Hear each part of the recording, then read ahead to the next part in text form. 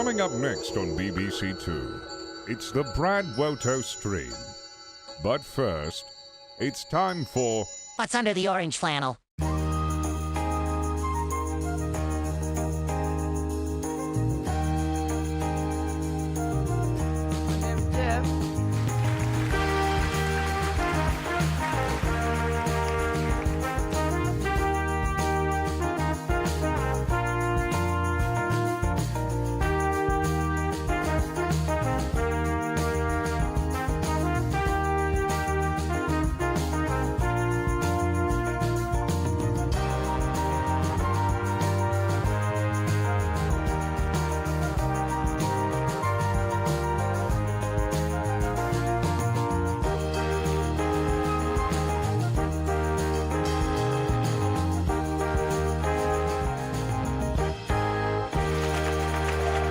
That's right, ladies and gentlemen, it's time. Time for me to, every single Sunday, I fucking forget to have music prepared because I have a different profile on the music thing. So I don't have all of my shit for what's under the orange flannel. Every week.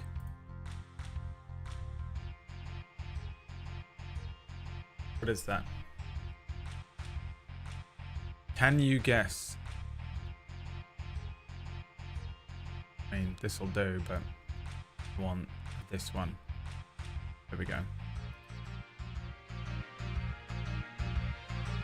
What's under there? The whole internet. A carrot.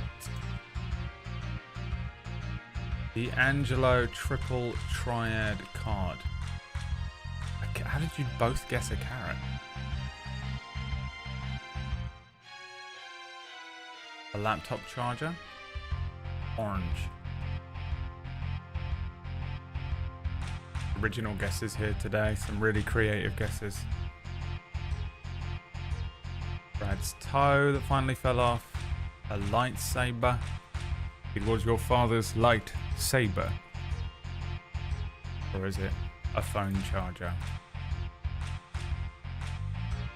I've been eating a lot of chili lately. What happens if you eat chili every day for like 2 months? I'm mixing it up. I went to buy some chicken today, but they didn't have any chicken in the shop. And I wasn't going to go to another one, so I'll go tomorrow. Really happy about that. Your dick gets huge and your colon solidifies. Oh, it's steroids.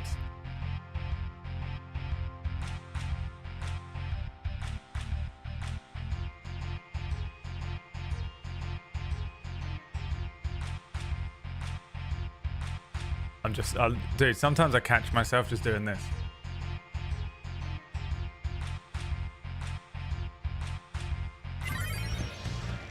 I chode. Just dancing along, and then I'm like, oh, I'm streaming, I need to remember to be speaking.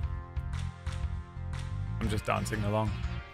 Chode, thanks for the 51 months. Shadow the Wreck God is pissed with you now. Pissed. You think it's a carrot? It's not a carrot. It is, in fact, a Copic marker from my second smaller batch of Copic markers. There's a colour in there that's missing. But what colour is it that's in here? Which Copic marker? Which colour Copic marker is under the orange flannel? What do you think? Marine blue. Someone knows about Copic markers. Golden rod. Snagween red. Got him. Orange. Lavender. You know a man's serious when he has Copic markers. Hell yeah, dude. Monkey ship brown. Black. Too late, Shadow. Too late. The fury of having chode early sub on a Sunday has truly set him off. Grelo. Mascarello. I don't know what that means. Carrot. Carrot would have been good, wouldn't it?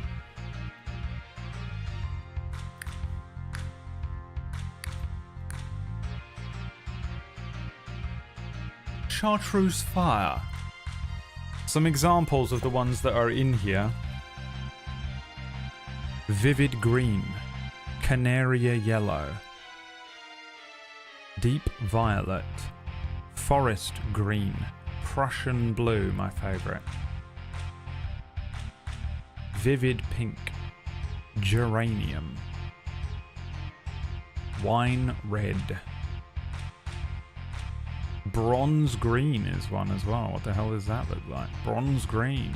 Kind of looks like the Warhammer Salamander green. Alright, you guys think it's sanguine red. Oh no, snagwine red. My apologies. How could we have been so blind?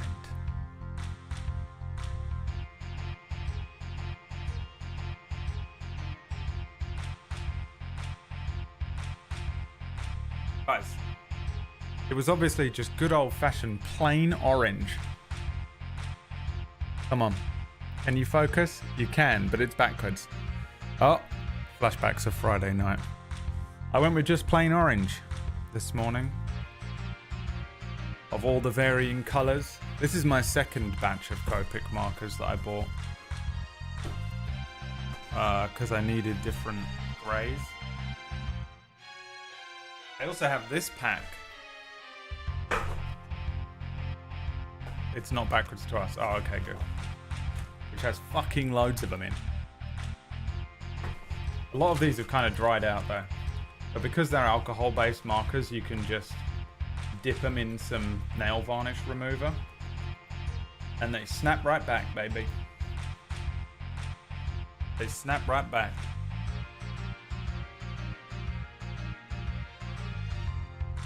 Unlike me, I am not snapping back this weekend. I'm not doing well. I feel rough. I feel pretty rough. Beware, streams may be affected going forward. Oh, the second withdrawal process of the year begins. The withdrawal process of the drugs that were getting me off of the withdrawal process has begun. And boy, oh boy, do I feel fucking woozy. I don't want to do anything. I just want to sit. I've been playing Final Fantasy VII Rebirth to keep my brain occupied, and luckily, that game is fucking enormous.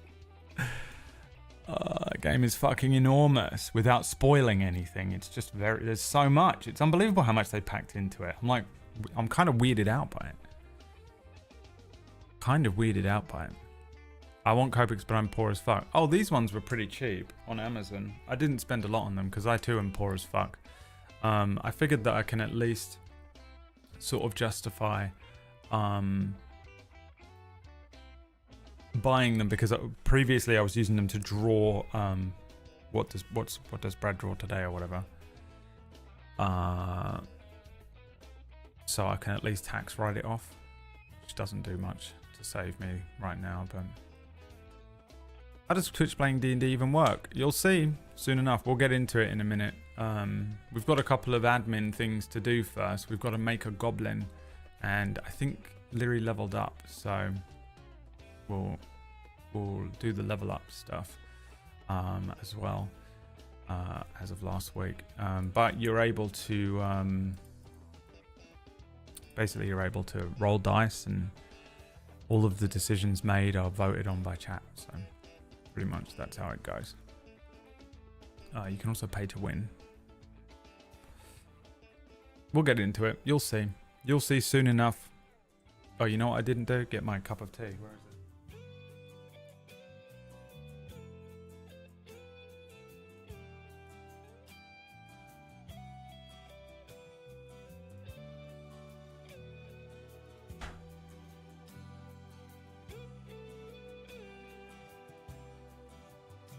Got a ginger tea because it sort of helps with nausea. It's funny how when you're really in it, you find out that those home remedies just they're fuck all. They're for like your basic little like, oh, I feel ever so slightly nauseous today. Yeah, have a ginger tea. It'll probably clear it up. If you're having full-blown withdrawal syndrome, it doesn't even make a dent. But I'll do anything. I'll take anything just to take the edge off. Naomi, anything to take my mind off of the pain. What does it say? I'm running 2 Star Wars RPG sessions this weekend. Jesus, it's like a mini BradWOTO simulator. One on Friday and the other one tonight. So you did one on Friday. How did it go? You're using the same system we were, the Fantasy Flight one, or a different one? Man, that was hard to learn. That was really hard to learn that. It's funny because I feel like I really got a grasp on it and the show ended. Which I knew was going to happen, and I was making that joke all the way through the show. But was really when I figured it out. Because then we played it with Orcish, and he ran us through a little short campaign. And I understood the whole thing. It was so annoying. It's the worst thing. But it's quite hard because you have to learn. Like obviously, you have to learn all of the system itself. But then you have to learn like the combat, the battle stuff, and then you have to learn battle stuff in space, which has its own set of rules. And yeah, man, I had to sort of compartmentalize that whole thing. I sort of learned what I needed to learn for the first session and just did no learning of the space stuff until we were already in the campaign. The week before they do their first space stuff, combat stuff, was the week I learned how to do it. Fantasy Flight games on the Forge, it went great. It was spooky themed. That's fun. Jedi and ex-imp mechanic trying to stop a saboteur and his creepy droid from crippling their base. That's cool. Yeah, the idea of doing horror in Star Wars is, I feel like it's quite hard. Star Wars have tried to do it a couple of times. There's a couple of good Clone Wars episodes where they do that. The one where Pong Krell, the first episode of that where they're creeping around on that planet, they sort of do quite well. There's some Dathomir stuff that's quite good. But like real spooky stuff, I feel it's quite hard to do in sci-fi unless you really go with like Alien and you're alone on a ship. And you go with that kind of like weird alien monster type thing. Dead Space type shit. Because sci-fi is so like, because it's science fiction and it's so futuristic and they have technology and stuff, it's always so illuminating. It makes you feel sort of more secure. But I guess you could also do the horrors of space if you really wanted. But Star Wars is not really because it's sort of like it's fantasy, isn't it? I got voice samples from the players who weren't there and added radio distortion, had the droid sending fake distress signals, and the players are freaking out. That's cool. Yeah, I love doing stuff like that. That's always fun. It's nice when you know what's coming up. I was going to do that this week for Kira. Murgles wasn't there, and I wanted her character to just be saying stuff to them while they were sort of trapped in a genjutsu. But I just completely forgot to ask her to do it before she left, and then she went away, and obviously, you know, she can't do it. She's not at home. And I don't want to like just be like, hey, do this stupid thing for me that's completely irrelevant while you're trying to enjoy your weekend away. But I did want to do that because I enjoy that kind of thing if you can get in there. I think I did it quite a lot with Star Wars though. I've done it less so with Cura because I did so much of it for Star Wars. I live in a van in Devon. Are you one of those van people, or are you just homeless right now? Or do you have one of those like cool vans, like those proper kitted out vans? What are those called, those things? Those van life vans where people are just living, driving around. I like the idea of it, but I think because I get so easily disturbed while I'm trying to sleep, and sleep is very precious to me. If I lived in like a van or a barge or something, as much as I would love the money saving aspect of it, I'd just be woken up by like random shit all the time. If a fox ran past the van, I'd wake up. If someone drove past too close, it'd be all over for me. Disturbed. Ooh, I slept funny the other night. My mattress is so fucked, dude. I think my mattress is contributing to my lack of sleep lately in a big way.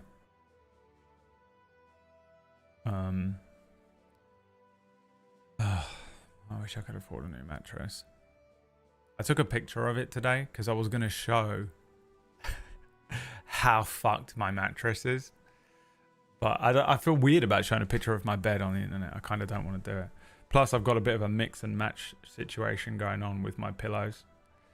I have, because I did my laundry in such a weird way last week, I have different pillowcases to the rest of the bed linens. And I feel like a little grab. But I have this I have this lump in the bed, right?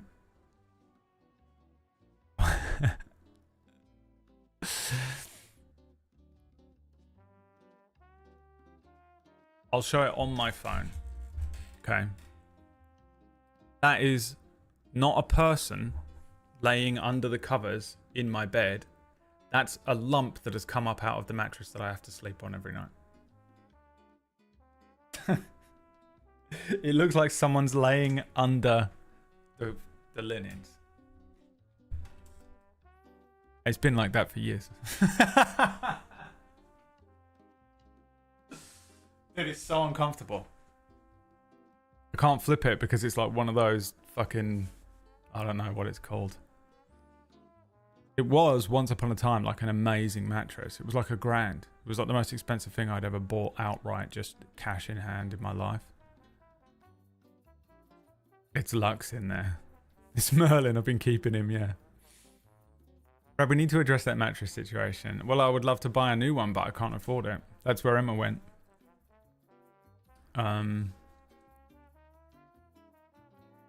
It's really, really annoying. There's no way to sleep around it.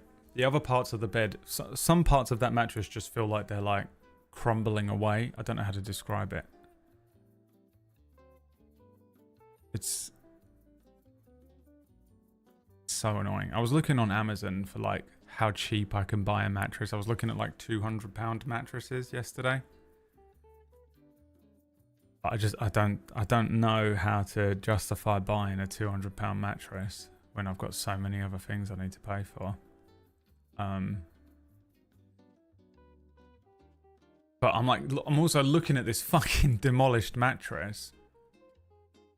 It like broke. It broke when I moved, but not into this house, into the previous house. But it's only gotten worse. When me and Emma moved into the other house, the mattress got like bent out of shape, basically. So it's not springs, it's like memory foam stuff. So it's just you can lay on the lump and it goes down, but it isn't comfortable just because it goes away. It's not like an air bubble that pushes. It just, you know. Or I can lay to one side of it, and then I've got this like lump, and I'm like laying really awkwardly.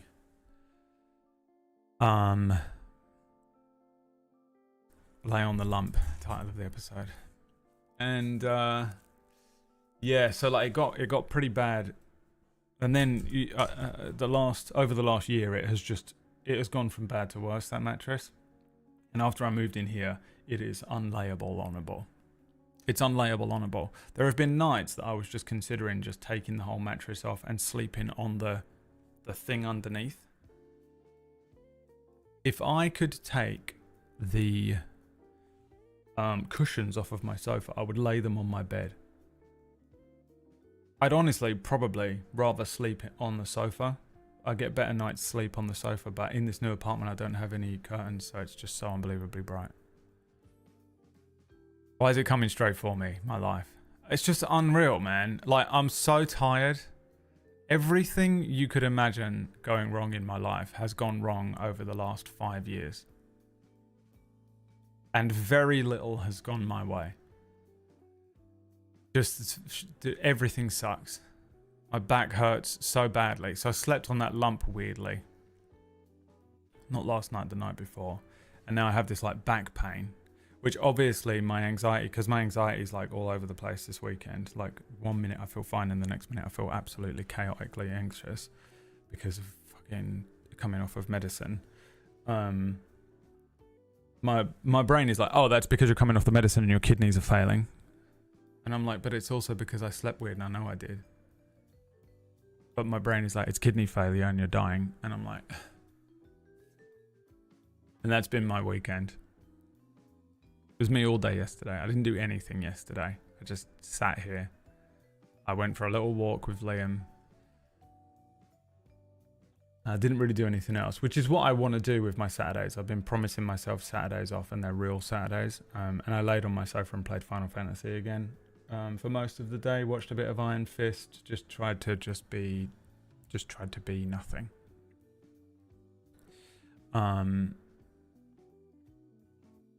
But yeah, dude,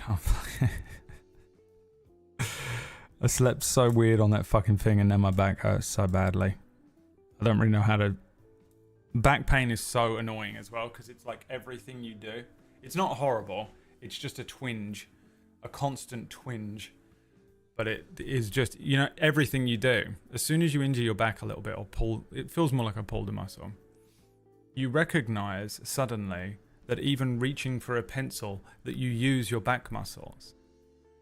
Every time it slightly goes away and I lean down... Oh, I went to pick up some socks this morning. Because last night I just threw off my socks going to bed. And just left them over there. So I picked them up this morning, leaned down, back went out. I was just...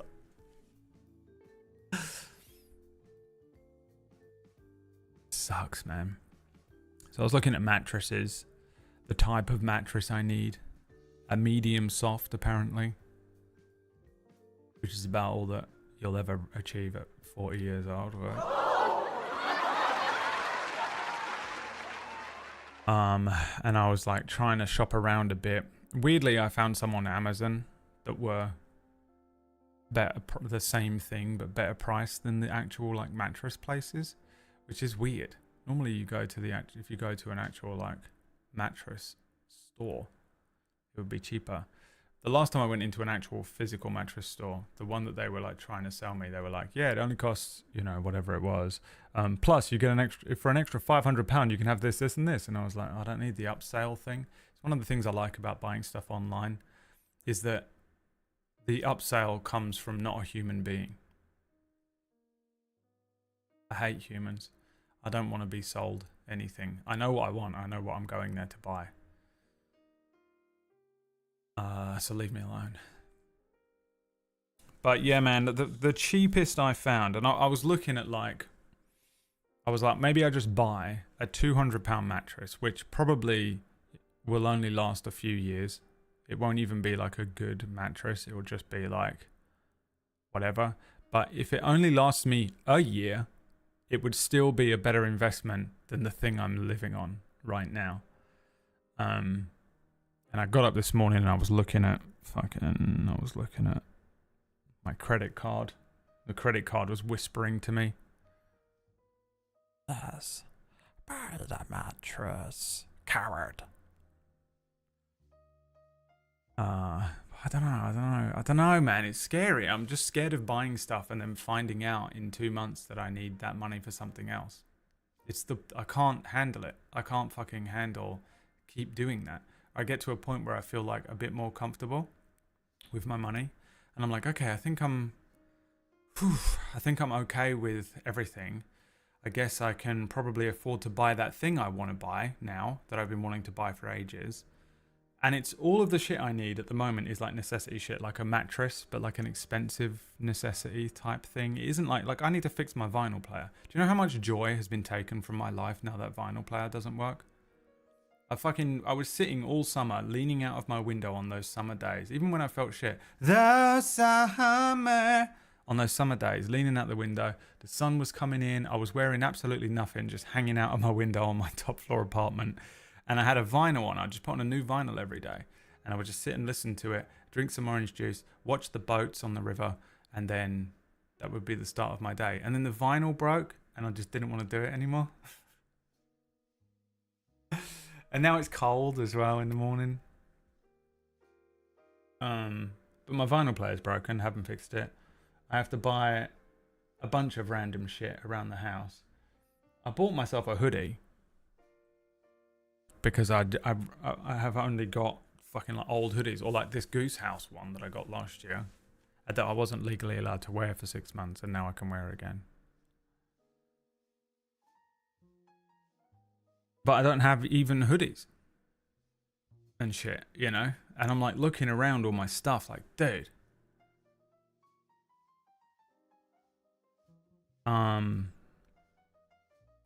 Anyway, that feeling, yeah, of like, because here's what's going to happen is I'll buy this mattress, and in January I'll have to pay tax, and I won't be able to afford it, and all I will think about is that fucking mattress I bought 2 months ago.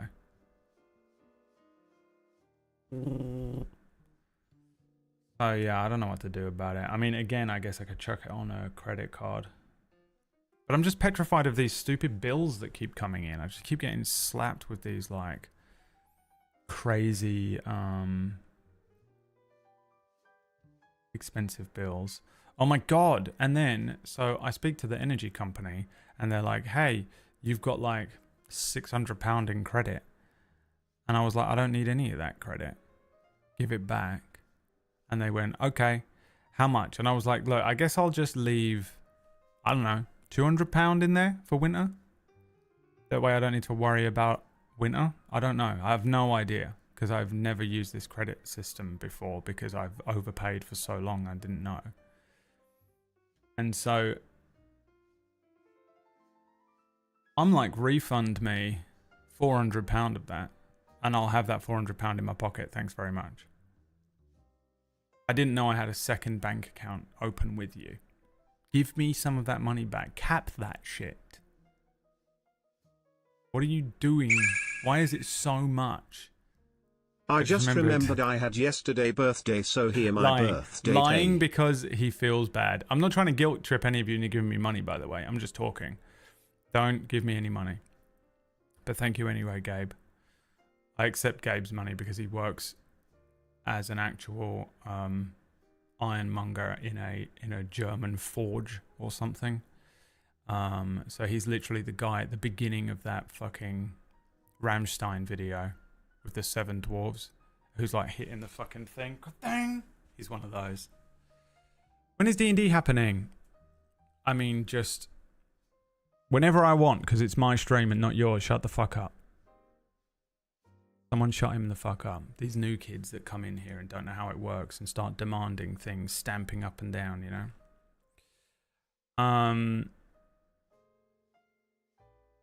What was I saying? 3 things happened in a row. Yeah, I could do a credit thing, but it's just, you know, the fear. The fear. The absolute fear, Tom. But yeah, so I told the energy company, "Can I have some of this fucking money back?" And they went, "Yeah, sure." And I was like, "Great." They said, "Just send us a little thing." I went, "All right, great." So I sent them an email. And then they went, "Oh, £50 was just added to this thing. So you have to..." I'm going to read you the email, but first... Hold on 1 second, because my doorbell just rang and I think it might be a delivery.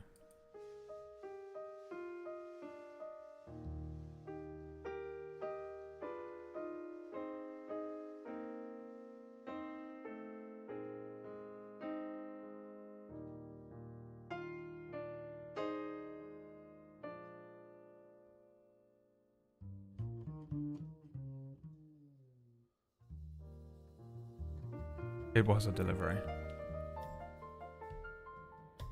Alright, I guess I'll just leave then, I guess. Okay, leave. I don't give a fuck. Who are you?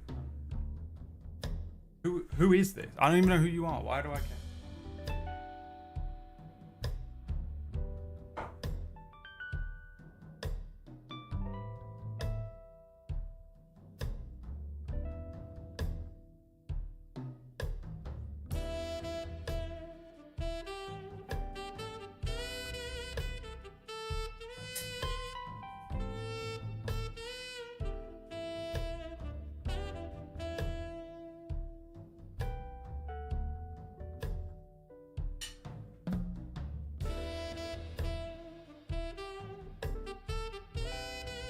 Those people that go into like retail stores and they're like, well, you just lost a customer.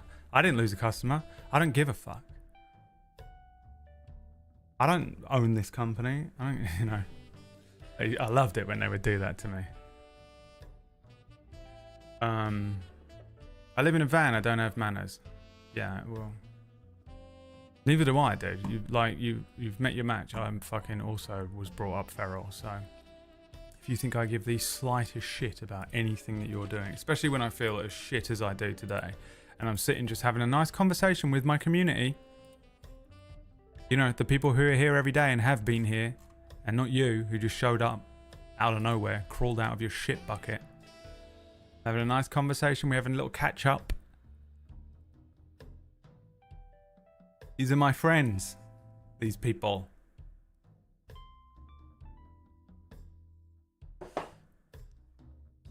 We catch them up on life. Oh, you need a thing, PB. I didn't see it.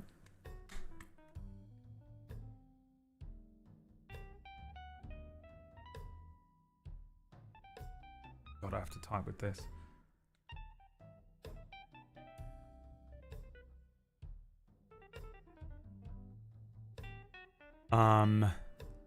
So right, let me read you this email, right? So, dude, it made me laugh so much how much this is proof that there is divine intervention of people that absolutely hate me in the world. Hi Bradley. On your previous account for the address, blah blah blah, we had to rework the billing due to no final reads given to us. Something. Basically, the people that moved in. It ended up that you had extra credit of £54.96. Great result. That's going towards a new mattress. You'll receive a statement showing that. As a result, we had to pause the refund request for the amount of £487.28. Don't pause it. I need that money. Why do you think I'm asking you for it? Mainly because we need to know if you wish to add the £54 from your previous account into your new account and make the total go from what to whatever. And then we can do an updated credit fund request. I don't care. I don't give a shit. Either way, it's mine. Give it to me. Put it in the credit. Give it to me. I don't care. Just fucking... Please let us know how you'd like to proceed. And then she says, I'm on annual leave for the rest of the month, so please do call in during our opening hours to confirm the plan of action. And it was a weekend.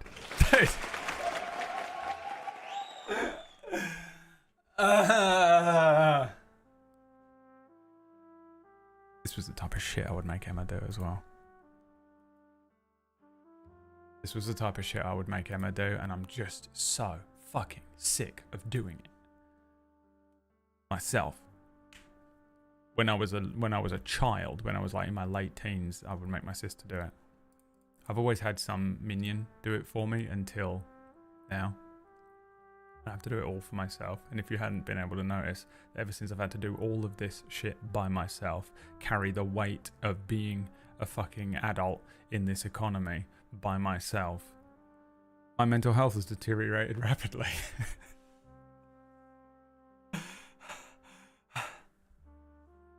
Bro, I don't fucking care where the money goes. I'll just set up another refund if I want that 50 quid that badly. Well, you know what? I want the bulk. The £500. Almost. It's hilarious. So now I've got to call them tomorrow morning. They're probably going to start the whole process again. It's going to take another 2 weeks. I'm looking at my rent. I'm looking at my family going, am I going to have to kill and eat my neighbor? I'm looking at my neighbor. I'm thinking, am I going to have to string up my neighbor? I will. I'll string him up. I'll eat his ass. So that's been what I've been thinking about all weekend. Do I buy a mattress? What do you think, chat? Should we do a poll? This way you can feel guilty about it when I buy it, and then you find out that it was the worst idea ever. Braid buy mattress. Yes. Yes, Triss. No. Dollar, dollar, dollar.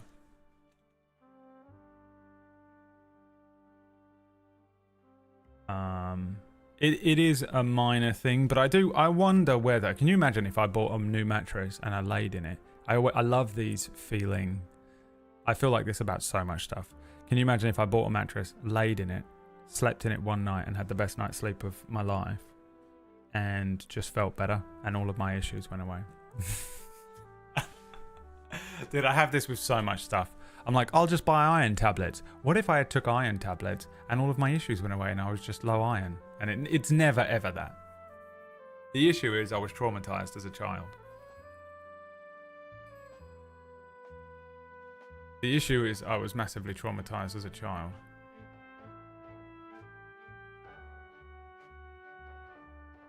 Dude, the probiotics is my next one as well. I'm on probiotics. As soon as I'm over this fucking bullshit, I'm getting on probiotics. And prebiotics.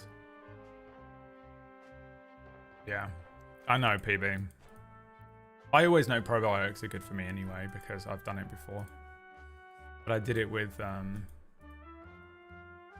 it's not Actimel, but it was like one of those type, Actimel type things.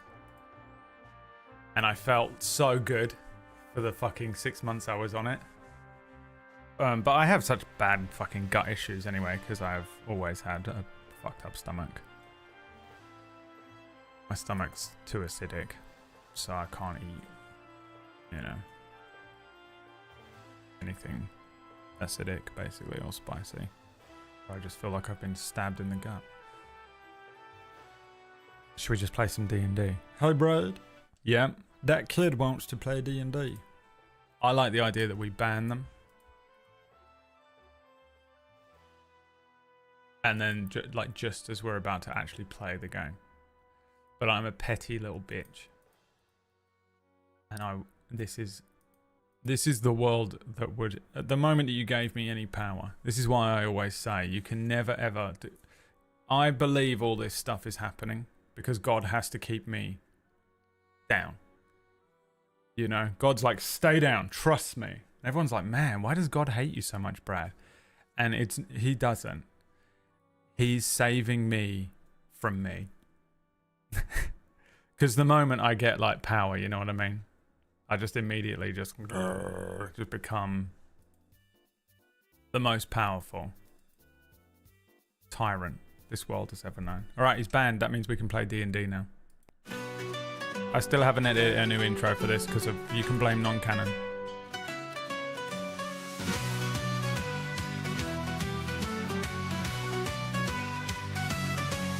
In the town of Badgerbrook, the dawn begins to break. Liry stands upon the hill, their future to remake. A spark inside, a calling deep, the winds are whispering. Leave behind the life you know, and let your journey sing. The world awaits, the fire burns inside. With shadows rising, they cannot hide. The path is long, but the stars will guide. Liry, take the sky, it's time to fly. Rise, Liry, rise, the time has come. Face the dragon, chase the sun. Through the forest, dark and seas untamed, you carve your name in skies of flame. Oh, Liry, rise, the hero's light. Across the land through endless night. With every step, the legends cry. Rise, Liry, rise. In the midst of ancient woods, we made a new song last week, didn't we? I know I tried to, but they were shit. Courage in their eyes. The road is hard, the nights are cold, but they will never yield. For every scar and battle won becomes their sword and shield. The storms will come, but their heart won't break. Through every trial, through every quake. With magic's roar and the earth's great shake, Liry walks the line for the world's sake. Rise, Liry, rise, the time has come. Face the dragon, chase the sun. Through the forest, dark and seas untamed, you carve your name in skies of flame. Oh, Liry, rise, the hero's light. Across the land through endless night. With every step, the legends cry. Rise, Liry, rise. Rice, Liry, rice.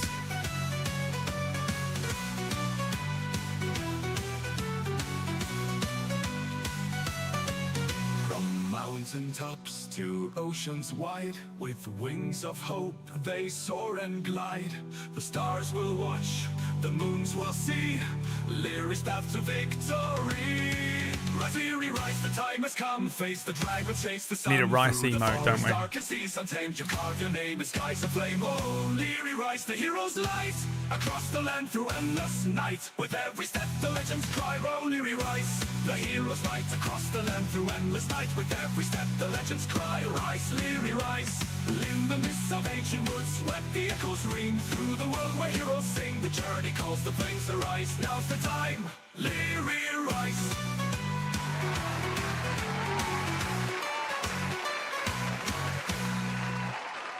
Okay, let's go. We're gonna play some D&D today.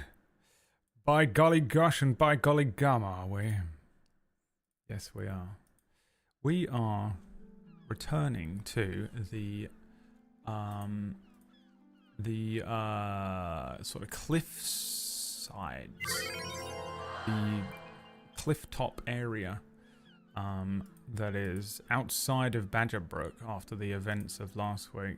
I know that the thing is outdated. It only gets updated every level up, which is today. So relax, okay? Breathe. I don't have a huge amount of time to prepare this game every week, okay? Because I run 3 fucking games of D&D a week. And 2 of them are on a professional D&D channel. And I feel like if the production quality isn't on Table Story, it definitely ain't here. And if you saw the last episode of Non-Canon, I dragged out a fucking clothes rack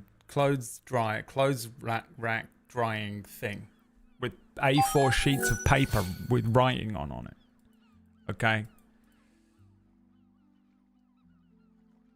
It's the worst episode of anything you've ever seen in your entire life. Non-Canon episode 2. Tune in on Fridays. Episode 3, tried to plan it on Saturday, yesterday, and immediately it all went wrong, and now I don't know what to do. Once again, it's already the hardest, most difficult show to run. Thanks for all the subs. All the subs coming in. Everyone is smart. You guys are learning. You're saving your resubs for when we begin, because there is a wheel spin that can happen. The subs go towards the wheel spin up there. Kumagi, Nayana, Instarage, Naiko, and Anonymous. Wasn't even laminated. We are actually starting today. So the session ended last week. You actually just completely failed miserably. Honestly, you guys roll really badly at the moment on Sundays. You failed miserably. Liry failed miserably again in trying to locate the resistance group in Badgerbrook to collect their mission as a mercenary. You fell down a hole and ended up going along a river rapids, being chased by a fucking squid thing called Ultros. During the chase, you managed to fight off Ultros and kill Ultros using your scroll of power word kill. But you still fell off of a waterfall, was knocked unconscious, and washed up on the shores elsewhere, further along the coast from Badgerbrook, the sort of cliffside town that you were in, the dwarvish settlement that you started the campaign in. While sort of moving through the cliffside, you encountered a goblin who was a little blue goblin, sort of demonic looking, very night crawler, that was able to sort of teleport short distances. You got into a fight with them and convinced them to join the party, which they did, and that was where we ended the session. However, you leveled up, Liry leveled up, and also we need to figure out who Snotflap the goblin is if you're going to have a companion. So the rules that I sort of thought would work for this is that companions are limited to 1 in this campaign. Very Skyrim, like Bethesda Fallout. You have companions that you have with you, but you only equip 1. So even if you find other people along this quest, they will stay somewhere and you'll magically be able to switch them out if you need to. Right? But you can have 1 with you throughout the campaign, because what I have realized is difficult with running D&D for a Twitch chat room is that you have to sort of simplify everything. Anything that is complicated or anything that is more than one thing in D&D, simplify it down to one thing. And I think that goes with companions for you guys. So we're going to have one companion. So it is, so the rule that I'm putting in here for companions is that companions, you can have one companion. I'm just going to write the word equipped because I'll know what that means. The others, any others you collect will just be in the fucking, what was that little Pokemon place called? Where you kept them and they would just train. The Pokemon Training Center. So that is how that's going to work. You guys also wanted to take Snotflap's scroll off of them, but that's not how scrolls work in this campaign either. The scroll that you have is the same scroll. It's a magical piece of vellum that you inscribe with a spell, or you could pay a mage to inscribe a spell, I think, as well. If we wanted to, we could implement something like that. I think that traveling merchant can probably do it. That's on the wheel spin. Or you get one through the Spellwind, right?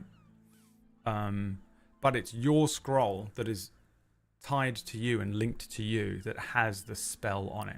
So if you take someone else's scroll, it just won't work. But I do think maybe you could copy them or something, you know, if you were smart enough.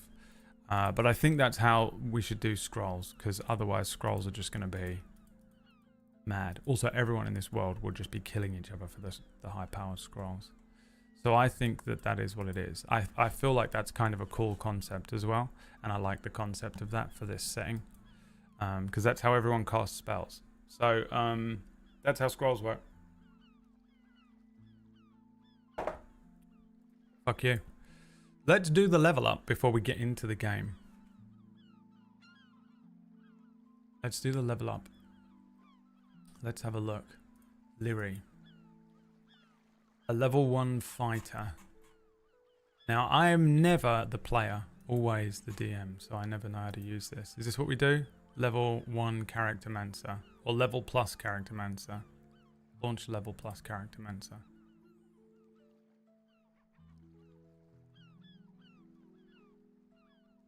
Here we go. Level 1+1. Here we go. Yeah, this is it. Do you still speak with Felix once a while? Might help your mindset. I don't know. No, you don't, do you? You don't. No, I don't speak to him. All right, we're going to roll for HP. Wow, rolled a 6. Martial archetype. Oh, this is when we already did this, didn't we?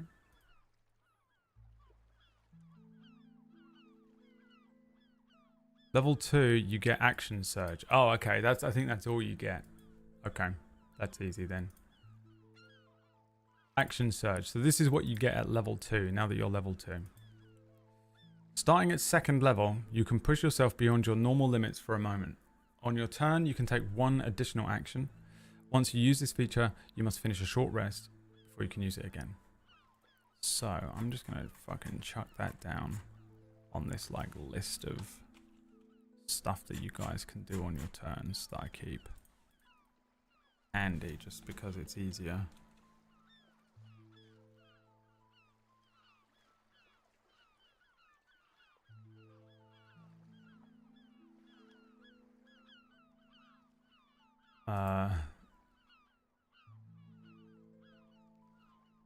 That's it really, isn't it? Your hit points are now 18 and you have an action surge. More rolls to fuck up. So that was easy. Fighters are so easy to level up. Some of the reason we chose fighter, isn't it? Now, the more fun thing that we're going to do now is create Snotflap.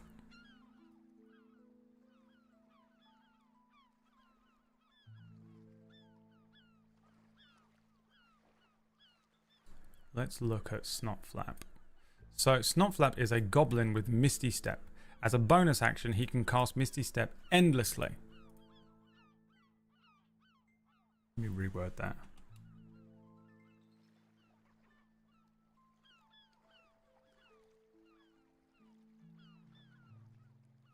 You know what? This is what he does. Misty Step Scroll. As a bonus action, he can cast Misty Step. He can also take the disengage, hide, the disengage or hide actions as a bonus action. He has a scimitar and a short bow.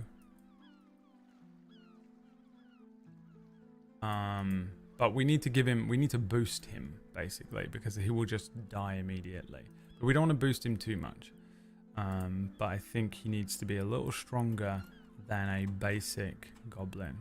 It was sarcasm, by the way. Oh, well, that always works really well in black and white on screen. Nailed it. Absolutely nailed it. Well done. Well done, you. His name is Snotflap. And he is blue.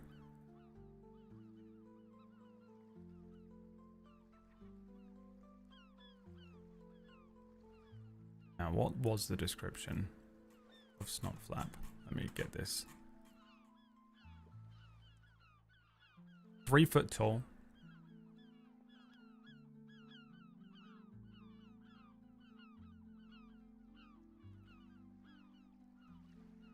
Snotflap is 3 foot tall. His skin is a deep shimmering blue.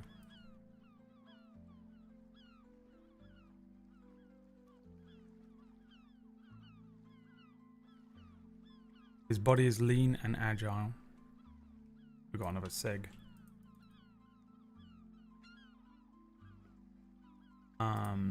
He has pointed ears that protrude slightly above his head, each adorned with small silver hoops and charms that jingle softly as he moves.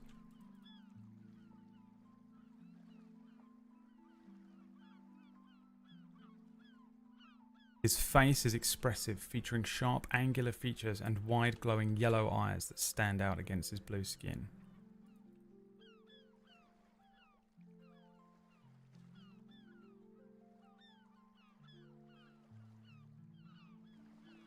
Snotflap's mouth is filled with sharp, pointed teeth, often curled into mischievous grin that hints at his cunning and playful nature. Oh, and he has horns, doesn't he?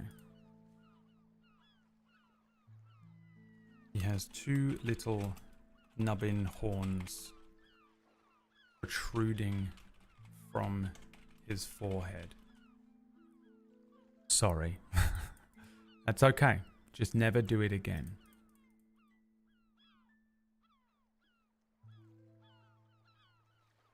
Alright.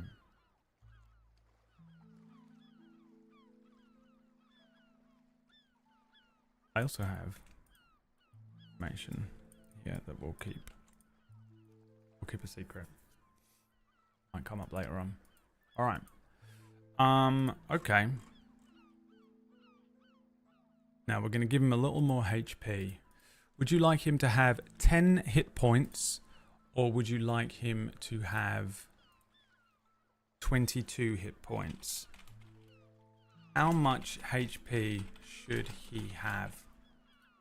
10 hit points. 22 hit points. The choice is entirely up to you.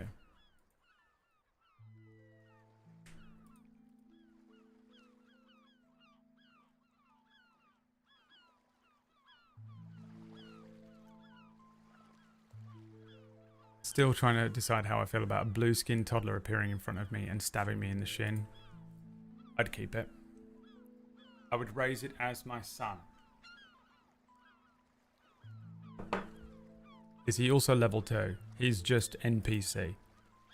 They don't really have levels. They sort of do sometimes if they're like magic casters, but he's more like level 1. I love that some of you are voting for 10 HP. Is this a trick question? It is a trick question, because if you'd like him to have 22 hit points, you have to hit 10 subs before the end of this vote.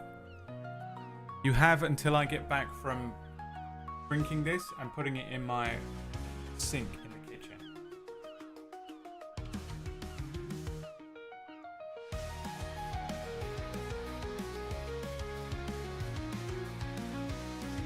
That's right.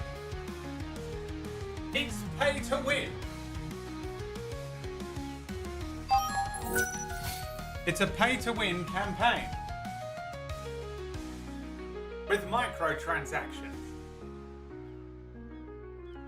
You can charge Snotflap. You can give him more power. Let's see how much power you can give him. He has 22 HP.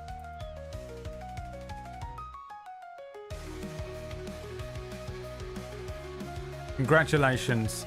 He now has 22 hit points. If you keep giving me money while I'm going through these stats, I will boost all of them. We're going to boost him. We're going to boost him with minor abilities. There are several minor abilities that I can give him. We can boost his constitution.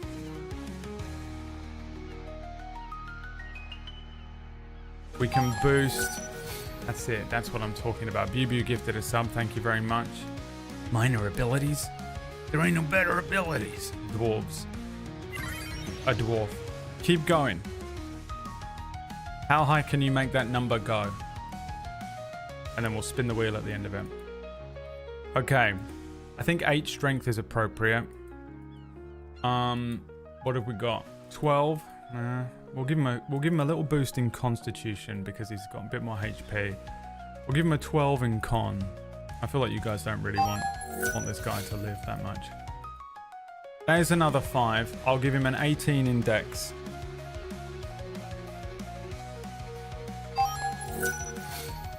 Another 5. Fine. I'll bump his wisdom up to 10. I'll allow it. I'll allow it. Does he need more charisma? What do you think? Don't think. Pay. Pay with your credit cards. I need to buy... Daddy needs a new mattress fund. The daddy needs a new mattress fund. The Braddy needs a new mattress fund. Has begun. Alright, we'll give him a 12 in charisma. I'll allow it. Alright, do we want to give him some proficiencies? He has a +6 in stealth. I think that's appropriate. Let's give him... What are we at? What number does that say? I literally can't see anything. Why can I not see anything?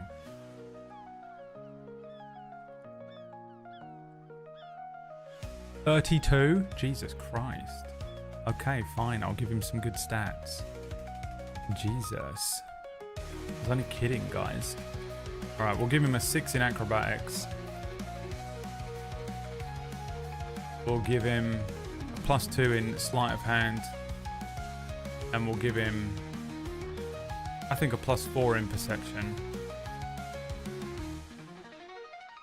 Nice stats. Let's give him some minor abilities.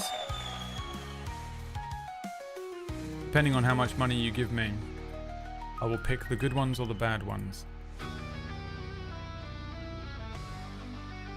So he's already got a Misty Step scroll.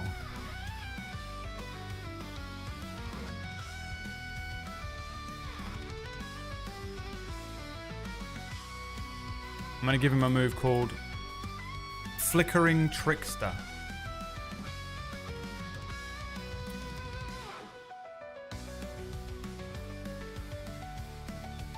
Which is that when Snotflap moves at least 20 feet in a single turn and then attacks, he can use his bonus action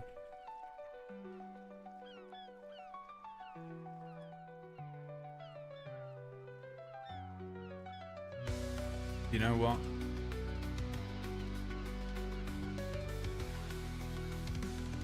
He can disengage as a free action.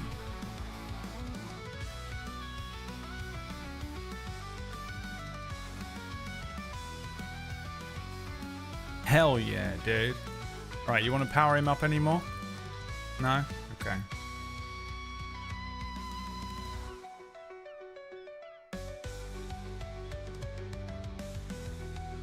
Alright, we're going to change his little moveset here. We're going to transform this scimitar into the blink dagger.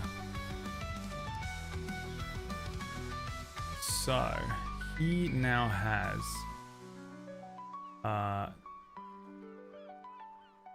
+6 to hit and a +4 piercing damage.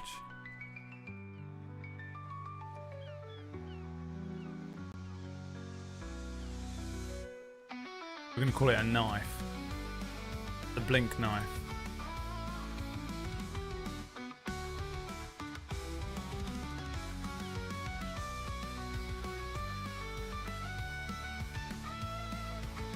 And he's going to have...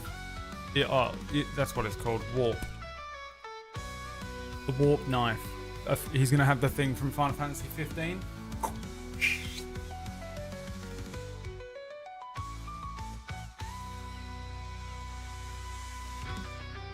Ranged. Attack. 30 feet. Warp strike. That's what it's called. Thank you.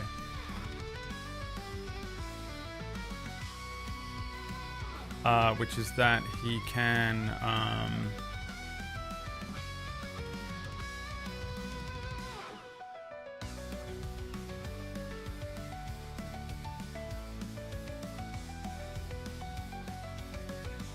if the attack hits its intended target, you know, if the attack hits Snotflap can teleport to the dagger's location. It has to be a warp dagger, doesn't it? Warp strike dagger.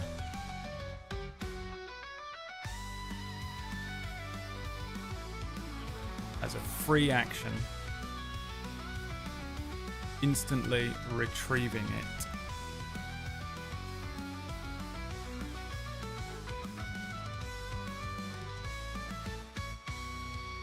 And it's a D6 still because it's a magic. It's a +2 dagger. You know what else? Additionally, if the dagger hits, the target must succeed on a Dex DC 13 dexterity saving throw or be disoriented, giving them disadvantage on their next attack roll on their turn.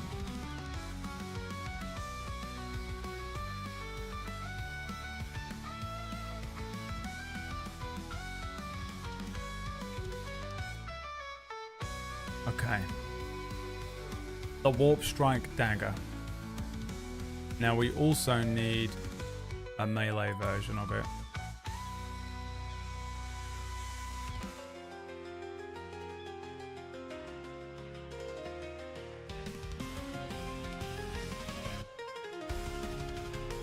+5 feet, +7 to hit,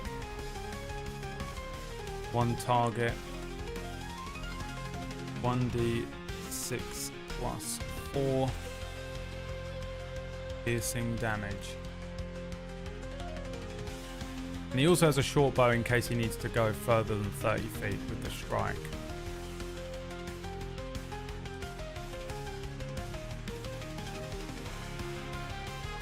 So this combination should allow him to constantly be flitting in and out of the fight, you know?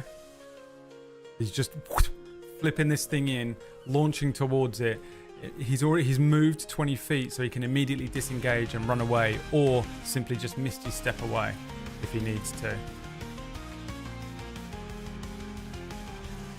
He's Kingsglaive. That's what I want.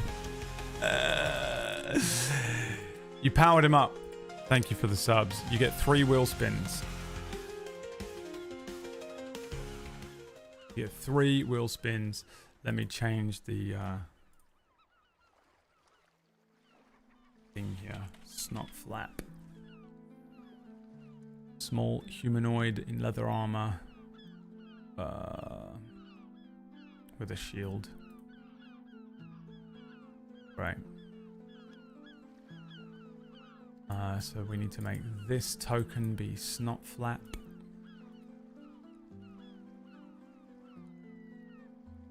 This needs to represent the HP.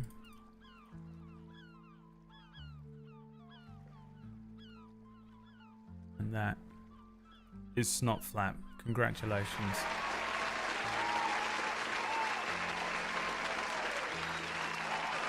Snotflap lives. First companion acquired. Let's spin this wheel 3 times for you. First spin. I did nothing. First spin.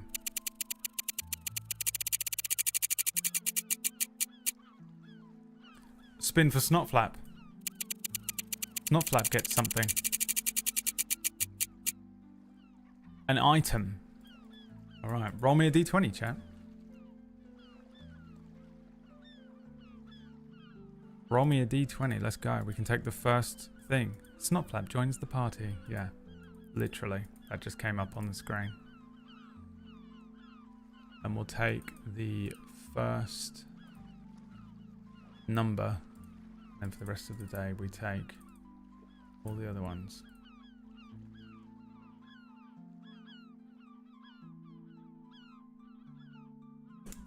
A 10.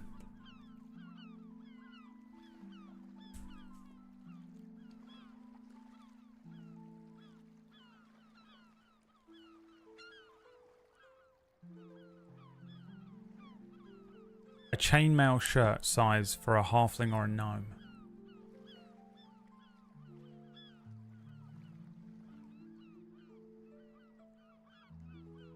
We'll give him it. I'll let you have it. Just because of what are the odds of that? That's so unbelievable. I'll let you have it. Normally he wouldn't really be able to use it, but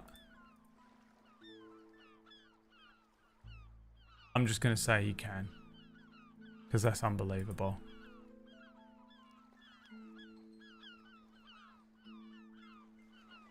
So what would that do for him? A chainmail shirt would give him an extra AC.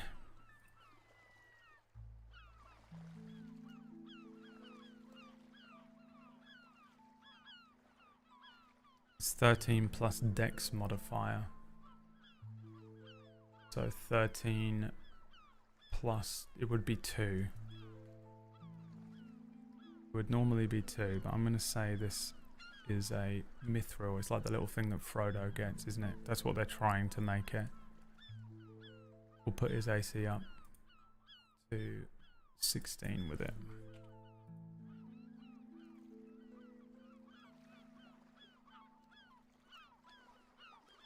Mithril chain and a shield.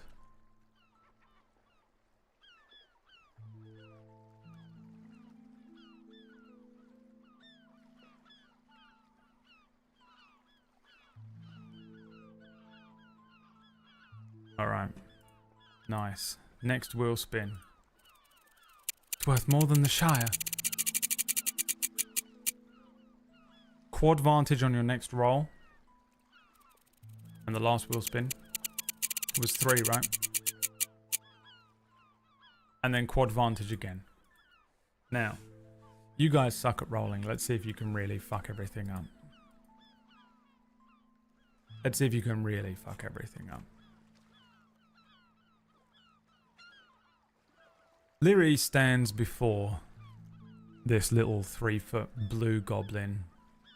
A sparkling chain shirt underneath some rags and a sort of tattered cloak. This energy about this goblin, this sort of crackling as if they can just pop in and out of existence. He's a little fucked up because he took some injuries, and he says, "No matter, I have this," and pops a potion. He drinks it, and all of his wounds heal. What is this one? Perfect.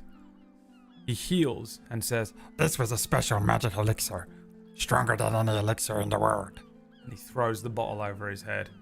It launches off of the cliff and down into the water. He wasted it on himself. You could have had that if you'd killed him. You think to yourself as a player character who wants to min-max everything and ruin the fun of D&D by winning. His wounds heal. The 2 arrow shots that were in his feet heal over some of his cuts and bruises. He says to Liry, looking up at Liry, "Liry, blue hair. Snotflap, blue skin. "Where's this we going?" Liry looks about and says, "Well, I've got to make my way back to Badger Brook. I'm guessing it's that way. So I suppose we head that way." "Okay." Snotflap follows. And Snotflap follows. Liry and Snotflap start trekking away from the edge of where this cliffside is, moving up just to get a bit of a vantage point and a lay of the land, and onto the sort of grassy top of the cliffs here.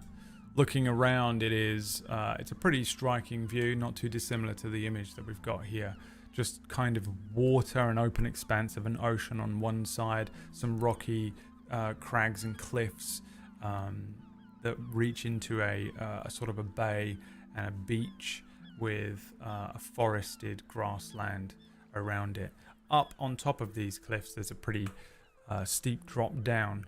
And you can see maybe a mile or two the area where in one direction that maybe that you sort of have an idea now would be, what would it be? It would be south, wouldn't it?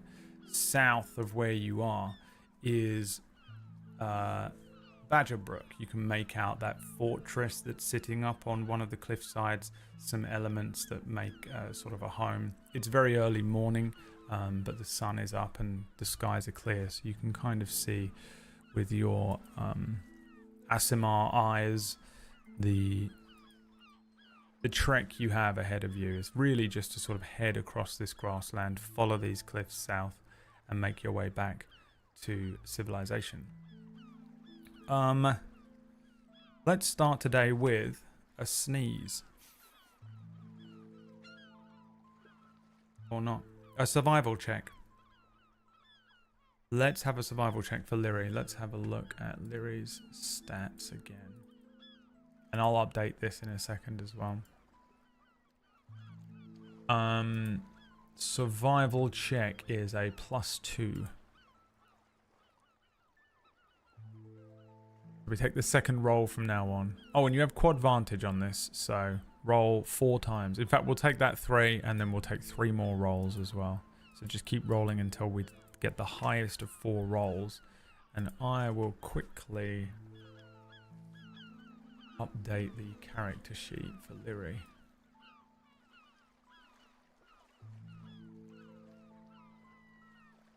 Kind of effort to do because it's a... I have to splice like a JPEG of this shit.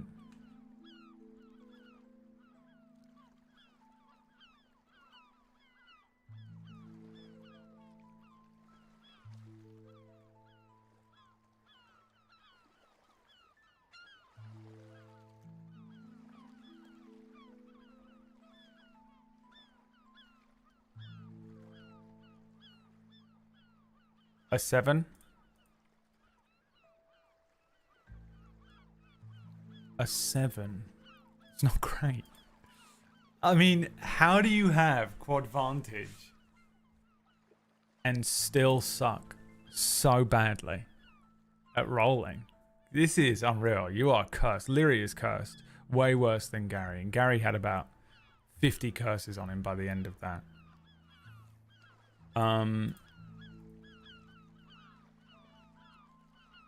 Somehow, you become a little lost on your journey here. I'm going to need you to roll me another d20. Now, this isn't a check, so you just have to roll a d20. We'll take the second roll.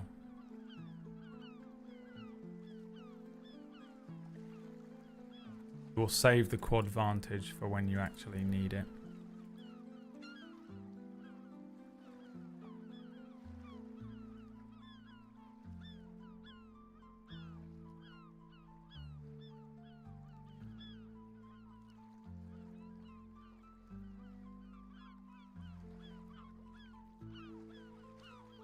Let me know the number. I'm just quickly updating the character sheet for the exclam, the bot.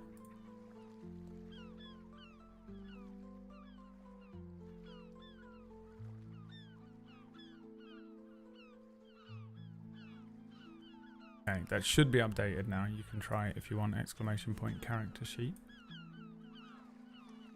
Let me know. I either updated the right character sheet or a dick pic. I'm not sure which one it is.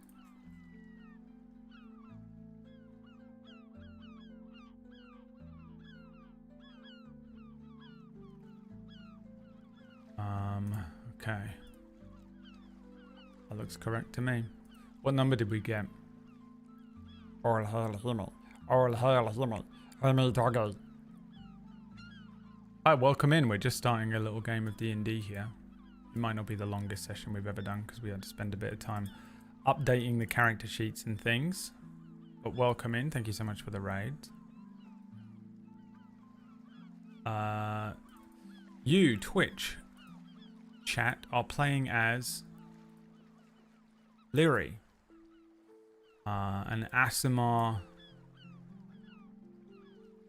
archer mercenary who has come to a sort of a new continent in search of work, and ultimately has done nothing but fail every single role, resulting them in ending up in the middle of nowhere, in a fight with a little blue goblin named Snotflap, who you managed to convince to join you on this journey, and now you're making your way back to civilization along a set of cliffs.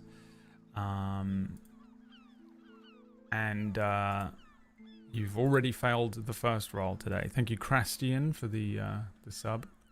Also, thank you everyone for the subs for the wheel spin. Beth, Instarage, Gabe, Shadow, Country Night Owl, Bew.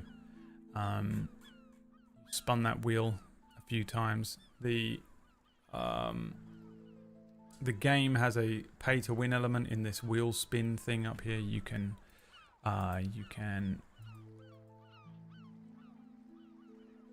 subscribe and it will go towards the 10 subs here. Every 10 subs we spin the wheel.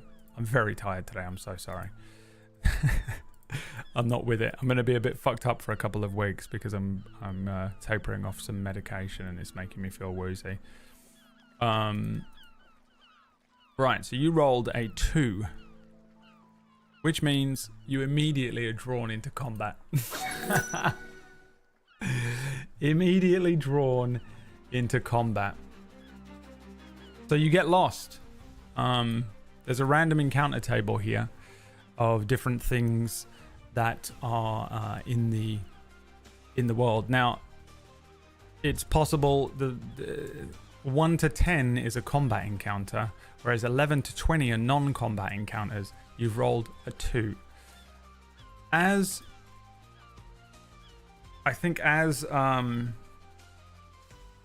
Liry and Snotflap are moving along the cliffside, maybe it does that thing where if you've ever been bouldering or you've ever been on a mountain, or to be honest, it happens in video games as well, like really big open world video games.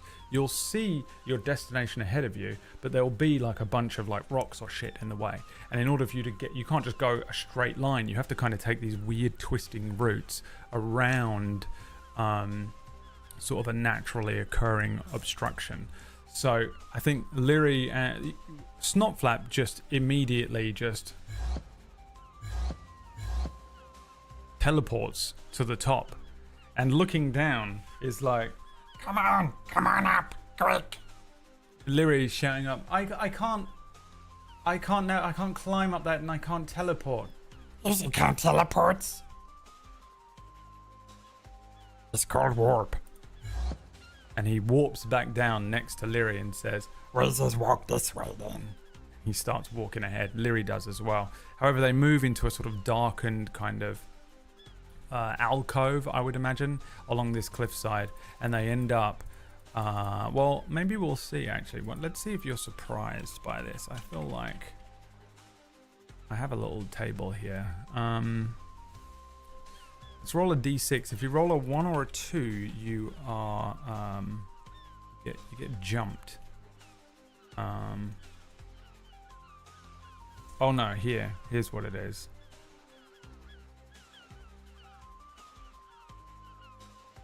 Yeah, no, it is. It's 1 or 2, and then we decide whether you or the others are surprised. So I think you just kind of see Liry kind of round a corner here. Snotflap as well, and Snotflap says, Oh shit. ahead of you is, let me find out how many of these you can fight. I'm going to make it a fair fight because it's just a random encounter. Let's see. We'll make it a difficult encounter for one party member of 2nd level. So how many gnolls is that? Because you are facing a creature known as a gnoll. But I guess we're back on the mountain, right? What about we're up here? A grasslands mountain map looks appropriate, doesn't it? That looks about right for where we are. We'll say the gnoll is at the top of it. And this is a CR half. Perfect. Exactly what we want to be fighting. At the top, blocking your path as you're about to climb up this thing, is a creature known as a gnoll. And we're going to bring Liry in here and Snotflap in here at the bottom of this path. And what you see and what a gnoll is, a regular gnoll, is a sort of hyena-headed humanoid creature. Fur in patches across their body, with a sort of twisted-looking glare in its eye. Some, like, they do have, like, clothing and wraps around their bodies, so they're not just, like, an animal exactly, but they aren't a very highly intelligent group. They're borderline feral creatures that stalk the plains. This guy has a spear in one hand and a longbow in the other. Seeing you, he goes, "Ooh!" pulls out his longbow and begins to nock an arrow. And we are going to roll some initiative here. You have quad vantage on this initiative roll. What do you think?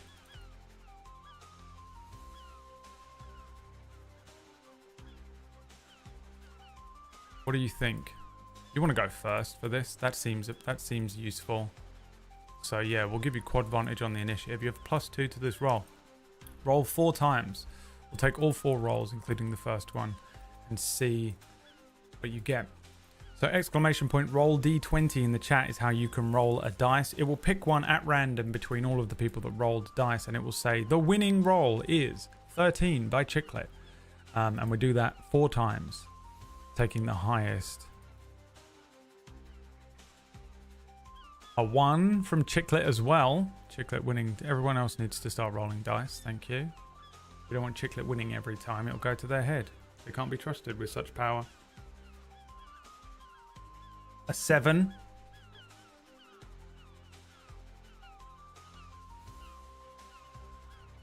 Regular gnoll. I laughed out loud at that when they did that in that show. Regular gnoll. And then they kept doing it. And then you could tell that they were like trying not to do it because they were tired of it, or maybe they weren't allowed to do it anymore, or maybe it was annoying Matt. But I fucking wanted them to do it every single time. I wanted them to do it every single time. Let's roll for the regular gnoll. Let's roll their initiative. Let's see what you have to get. Man, you guys suck at rolling. You got to beat an 11. So what is it? Which one is it? A 13. Lucky, unlucky for some, lucky for you today. You go on a 15 because you have a +2. And Snotflap goes on a 19. First. Alright, so what can Snotflap do? Let's have a look. Are they within 30 feet of Snotflap? No, but he could run 30 feet. Does he have 30 feet of movement? He does. So he could run to here and then launch the warp dagger. If you guys don't know what I'm talking about when I say warp dagger, by the way.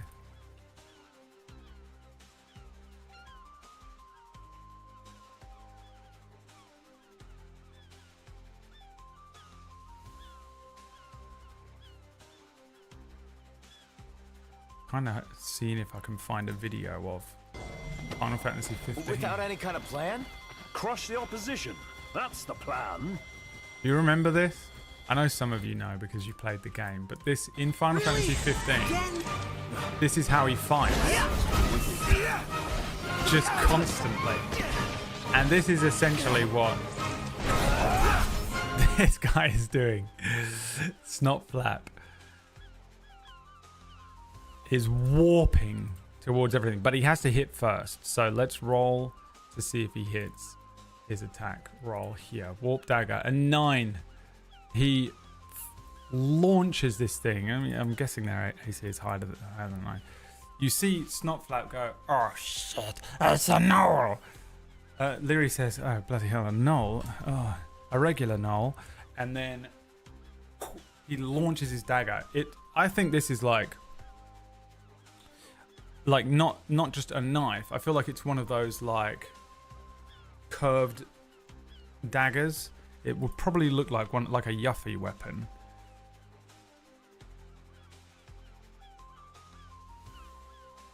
You know what it looks like? It would look like fucking like this.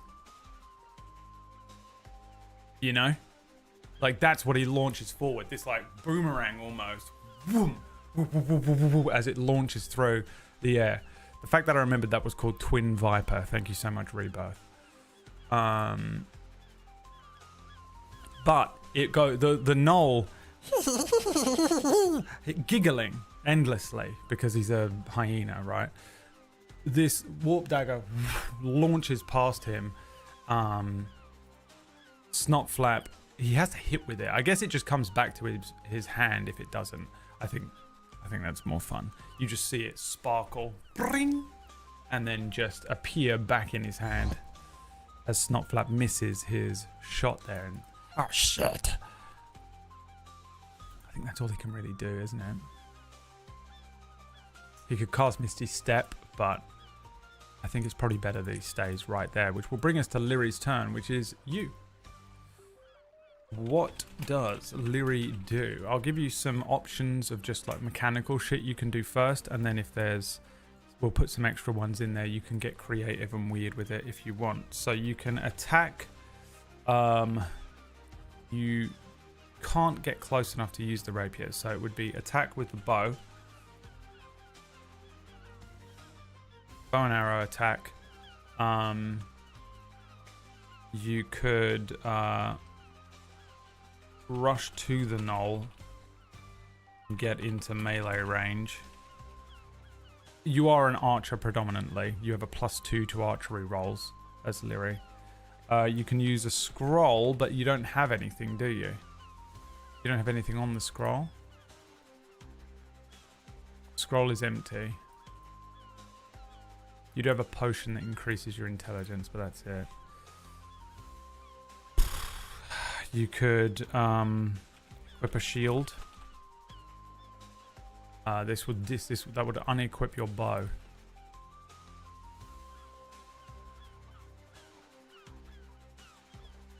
And that's it, man. Really, I mean, this is kind of all you're in a position to do. You're in a good position to fire an arrow upwards, but that's about it. Any creative options you are free to suggest now if you want to do something weird or different outside of the mechanics. You can suggest other mechanics as well. I won't always remember everything. Find the exit of the San Diego Convention Center is an option, of course, always. Start laughing, always an option.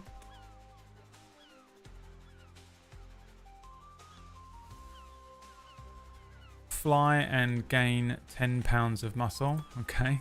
I think that's just PB just talking and not actually suggesting things to do. Alright, I think those will do, won't they? 6 options there. Let fly the arrows. You can vote in the chat room by typing the number next to the thing that you want to vote for. This will only work in Twitch, unfortunately, anyone who's watching on YouTube. 2 is rush forwards towards the null. This will use your action to dash all the way up to them.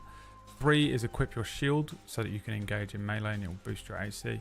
4 is find the exit of the San Diego Convention Center. 5 is start laughing. You want to try and sort of intimidate the null maybe. Or start flying and gain 10 pounds of muscle immediately.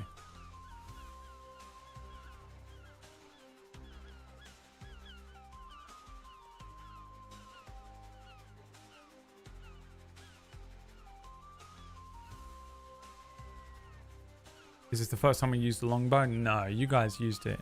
You've had a couple of fights. You used it on the... you had that horrible fight with the grey ooze in the sewers, and it was like backing you up against a corner, and it was really annoying.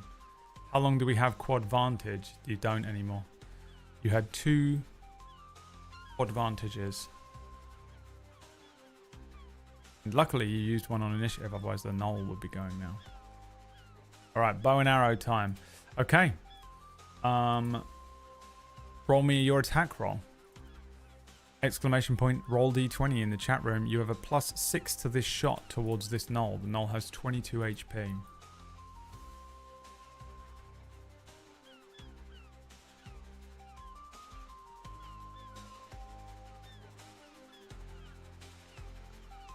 We're at 4 subs towards the wheel spin. Thank you very much, Shadow. Chicklet. Christian. I don't know who else was in there, but thank you very much. I appreciate it. This is the only stream this week that makes me any money. Due to the absolute dire state of Twitch and my career.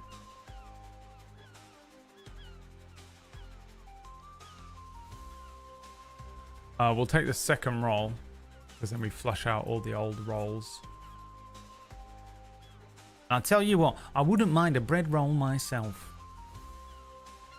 A 13 plus 6, 19 to hit. So ignore the roll here, I just need it for damage. Will hit, let me double check what he's got as an AC. 15, so this hits. Dealing 6 piercing damage to the regular null as this arrow launches through the air, and the null, still giggling, pulls out a bow and arrow of his own. Would you like to use action surge to get another action, or you can move? Action surge, move, don't move. These are the options here for the end of your turn. Action surge will give you another action, so you can fire another arrow if you'd like. You can also move either backwards or forwards or sideways, or in PB's case upwards since she wants to fly. Or you can not move. You're in a position to be able to continue to fire up the hill towards this null. The null is above you, but I don't think it's like a significant battle enhancing thing where it would potentially give you disadvantage or them advantage. I think they're just a little uphill of you.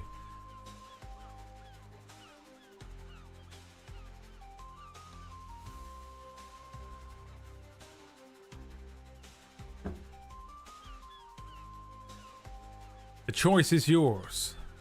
The null has an AC of 15.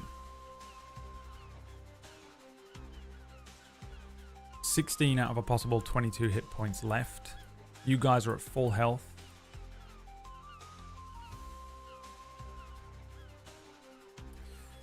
actually. Does Liry even have an action surge? Yeah, they do, right? And you have second wind. Okay, you leveled up. I'll allow it. Okay, time to action surge. What does this button do?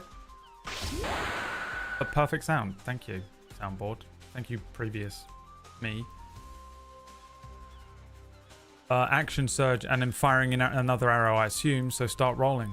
You have +6 to this attack roll as you knock a second arrow. Liry, glowing orange and pulling from within some sort of extra surge of energy as they grab another arrow, knocking the arrow, aiming it towards the knoll, and letting loose this one. So we take the second roll, not that 10. Second roll that comes through is the roll we're going to take.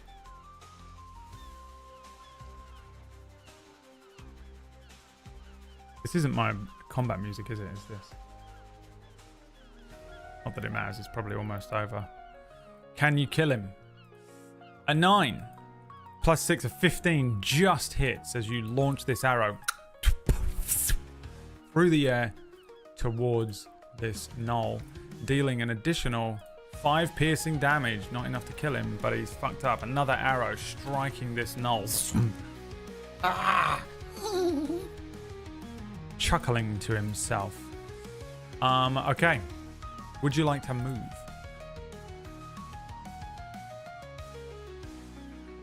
Yes. Towards knoll. Yes. Backwards. No. Stay where we are. The choice is yours, my dear sweet chat room.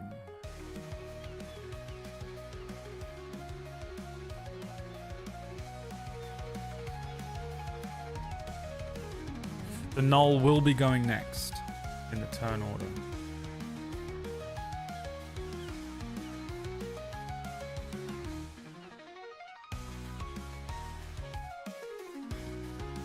You could always spin the wheel, see what happens. Maybe something good will happen, maybe something bad.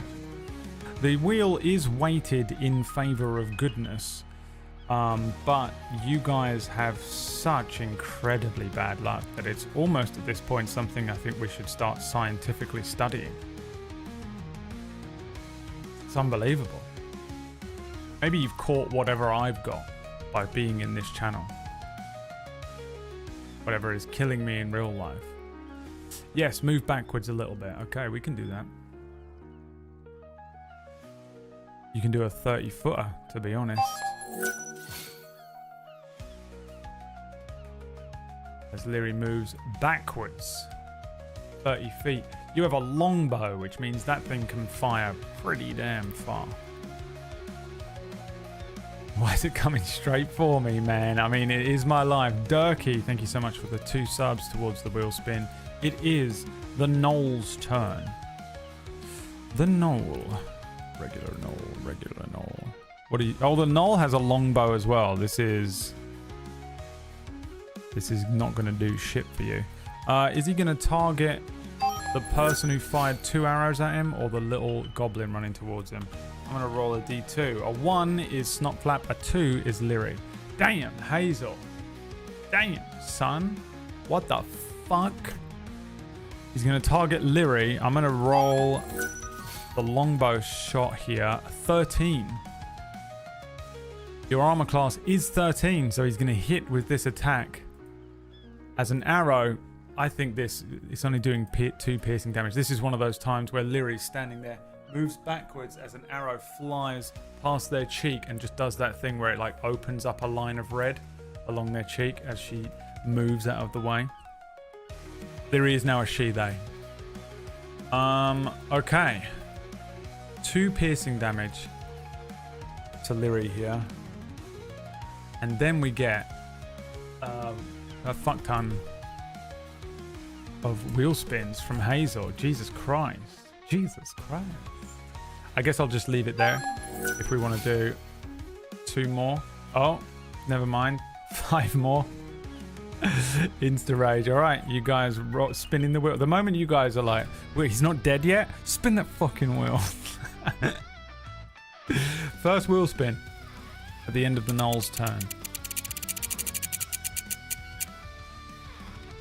a Deus Ex Machina immediately happening. What would you like to happen? Fuck. What would you like to happen? The choice is yours. A Deus Ex Machina. It is the panic button, yeah. It's all going towards the old mattress fund. The Knoll sees our power and joins us. Knoll slips and falls down the cliff. The Knoll actually knows Snotflap from years back. Random teleport. I almost feel like I should let you have that because you provided 20 of these gift subs. A boulder falls out of left field and takes him out.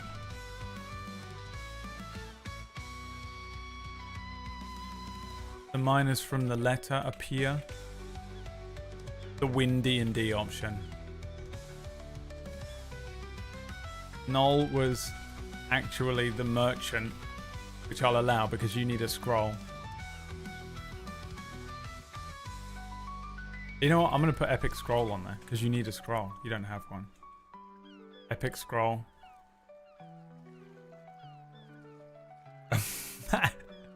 A mattress falls on him.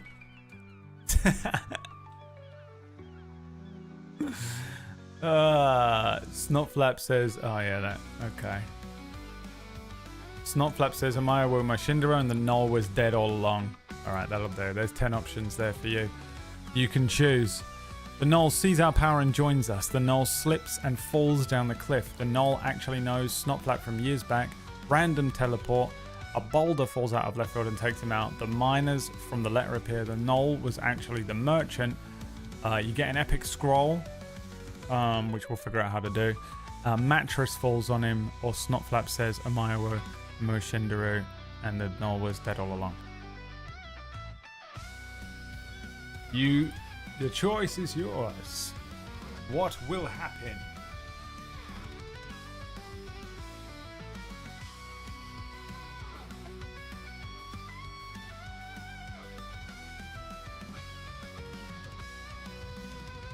What are we at? 32? I guess I just have to keep it up while the thing is at 32, right? So that it keeps the 2. I wish it would just automatically reset at 10 every time. Wish there was some way to program it to do that. I don't know how to do that. I'm not a smart... Mama said I wasn't a smart boy. Mama never said I was a smart boy. Actually, my mum did tell me I was very smart, and I think it fucked me up. Everyone told me I was quite smart when I was young, so you just stop trying, right? And now I'm dumb as shit. I was relying on natural smarts. The Knoll actually knows Snotflap from years back. Okay, that's the Deus Ex Machina you want? What was your intention with that? Because that doesn't mean anything. I'm gonna make a random table in ChatGPT. Create me a table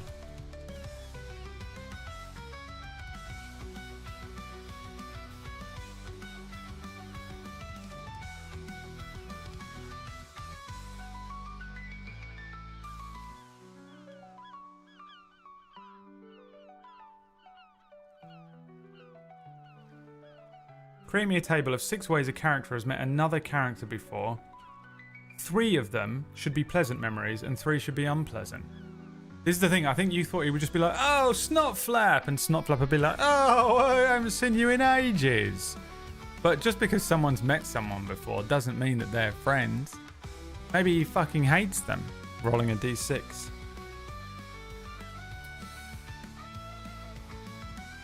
The Knoll goes like this. Oh, Snotflap! And Snotflap goes, ah! He needs a name. Knoll name generator. Oh, his name should just be regular, shouldn't it?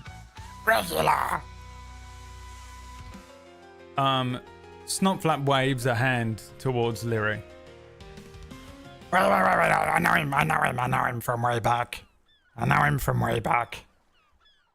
He's alright.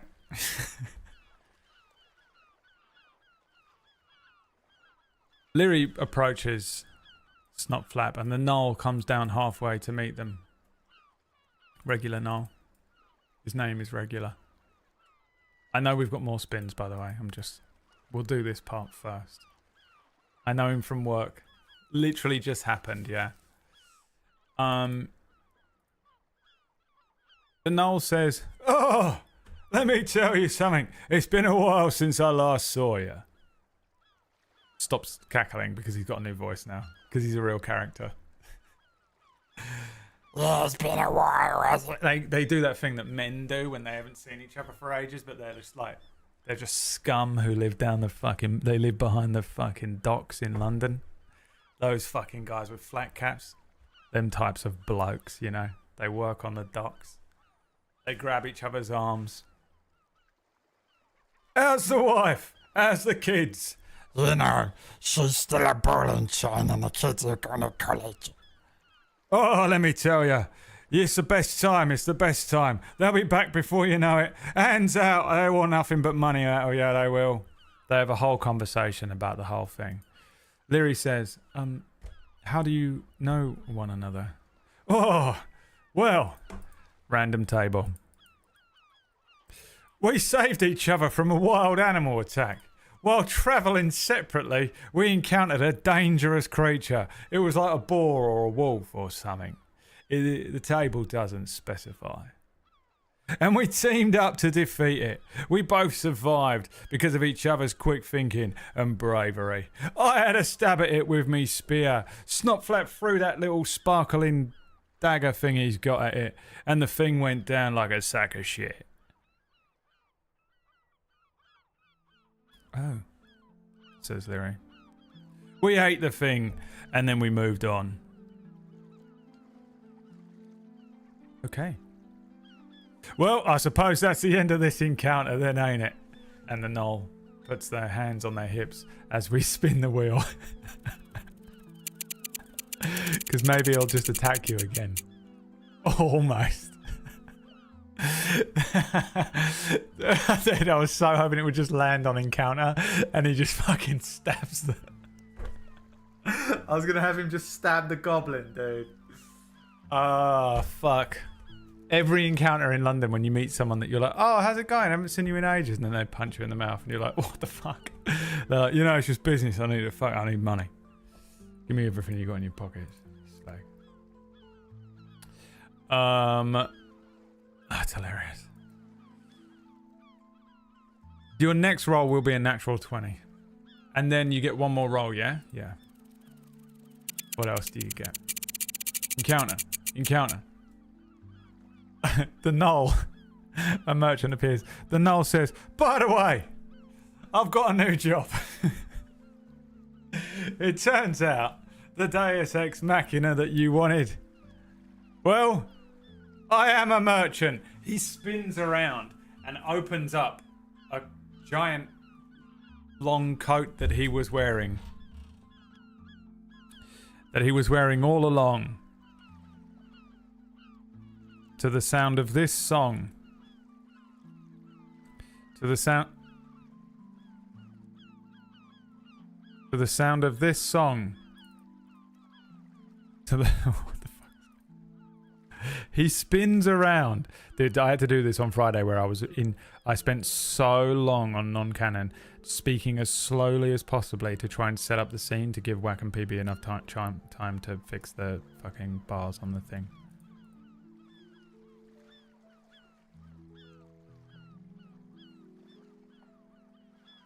Is it this song?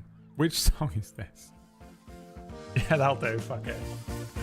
It just so happens I'm a traveling merchant. And he opens up a long trench coat. Now, he's wearing nothing. His Gnoll penis and testicles swinging in the cliffside breeze. But it is filled with all sorts of items. All manner of things. all things that you might find in a D&D merchant store.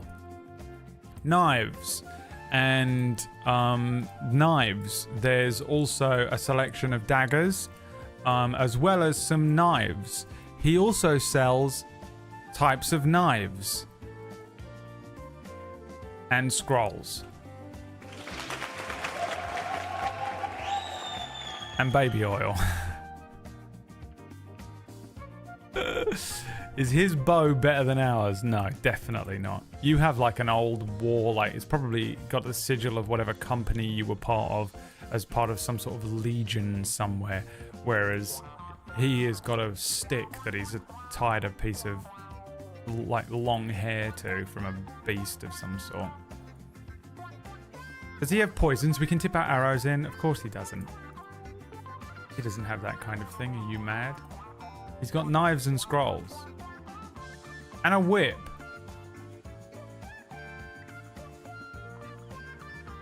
And a whip. Let me bring up the prices of everything. How much is a whip? A whip. Now you have got 35 gold pieces to spend because you made loads of money at the beginning.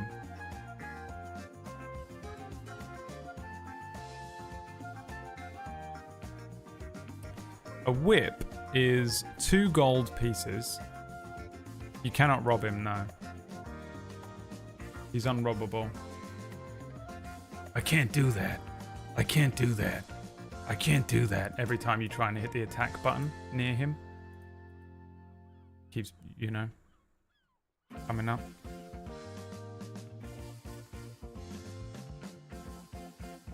Would you like to buy a whip? I guess that's the first question.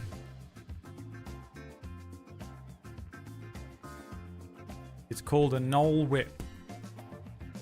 Yes. No.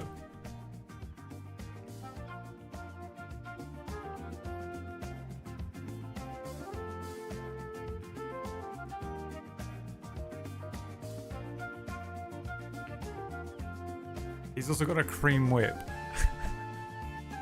A creme whip. Dude, those walnut whips, they remind me of being a very small child. My nan would always buy herself a walnut whip and she'd treat herself to it at some point, but then as soon as one of the children came over, she'd be like, you eat it. You know, the most nan thing. You got 35 gold.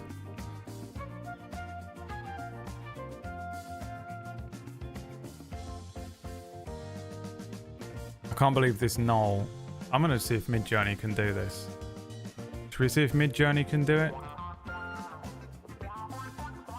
We're procedurally generating this entire campaign live before your eyes. If you're wondering what the fuck is going on, I don't prepare a single thing before I start the stream. I just show up and start DMing. A D&D knoll in a trench coat with many wares to sell.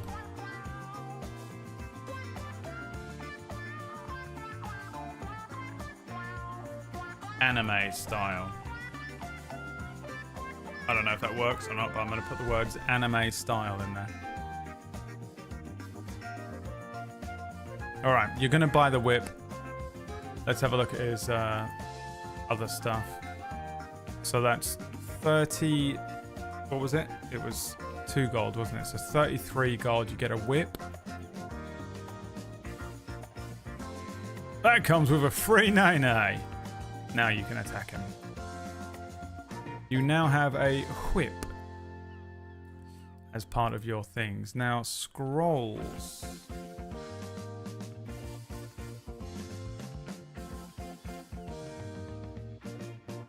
So you can only buy...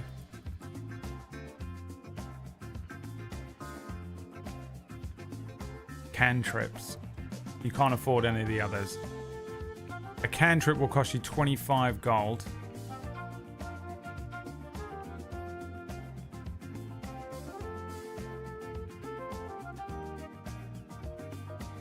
But a cantrip will cost you 20 gold.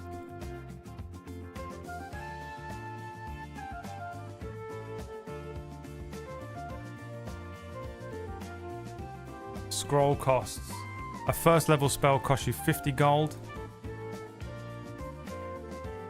A second level will cost you 300 gold. I might adjust those prices.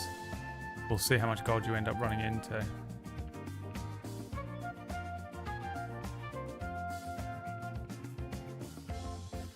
Basically, let's see. Basically, Midjourney cannot do this, but I'm going to try again.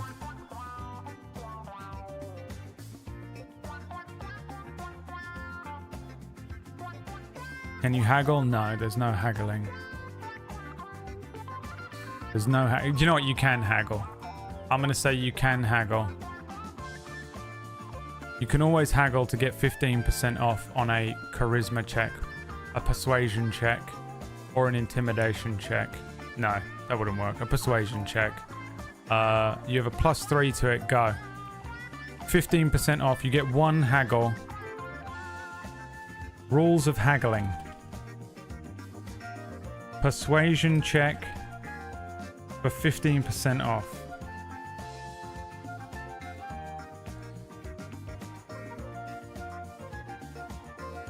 What is 15% of 20? 3. 3 gold off, and 15% of 50 is 7.5.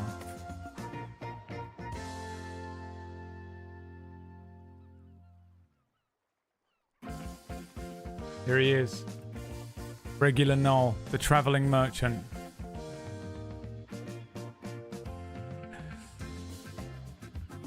A recurring character. Every time you pull the merchant out, I guarantee I forget.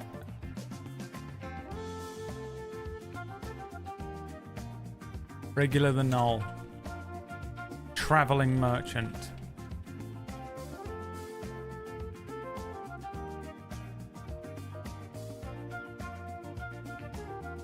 Laughing all the way to the bank.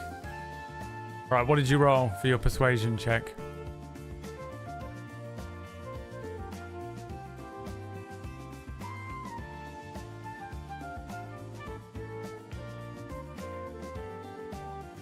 What did you get? Have you done it yet? You're rolling a persuasion check, guys. Exclamation point roll d20 in the chat. You have a +3 to your persuasion to try and get 15% off. A 17. Oh, the next roll was a nat 20. That's right.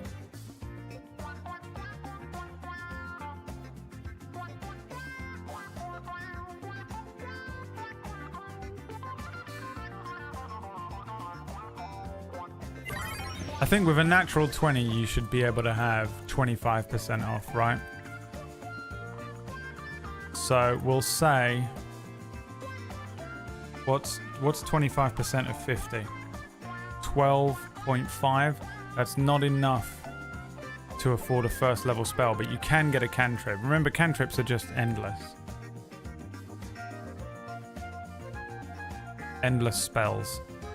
So we will do for 15 bucks. Let's get the wizard list of cantrips and take a look at what is on sale here. Acid Splash, Blade Ward, Booming... You know what, I'm just going to say 1, 2, 3, 4, 5, 6, 7, 8, 9, 10, 11, 12, 13, 14... 15, 16, 17, 18, 19, 20, 21, 22, 23, 24, 25, 26, 27, 28, 29, 30, 31, 32, 33. Okay. 4D 33. 29. Okay, so 33 is the first one, which is True Strike. Isn't that the worst spell of all time? 29. So that's 33, 32, 31, 30. Shocking Grasp is available to you here. 11 and 6. 1, 2, 3, 4, 5, 6. Create Bonfire. 7, 8, 9, 10, 11, and Frostbite. Create Bonfire. and frostbite. Would you like to buy one of these spells? Special 25% off offer. So it is only 15 gold pieces instead of 20. Brad, what do the spells do? I'm not going to tell you.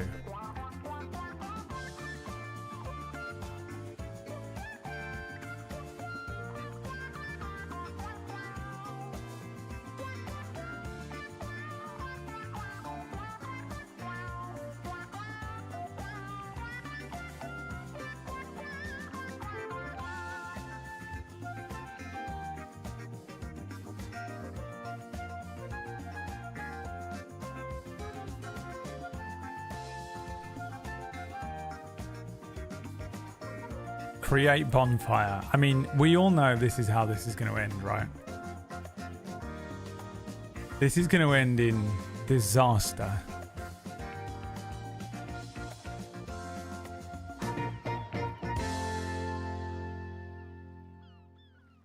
Okay, you purchase the Create Bonfire scroll and you collect the whip.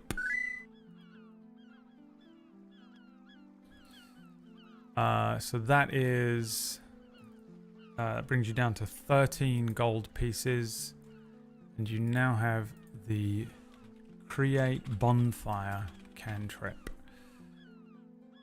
Create Bonfire.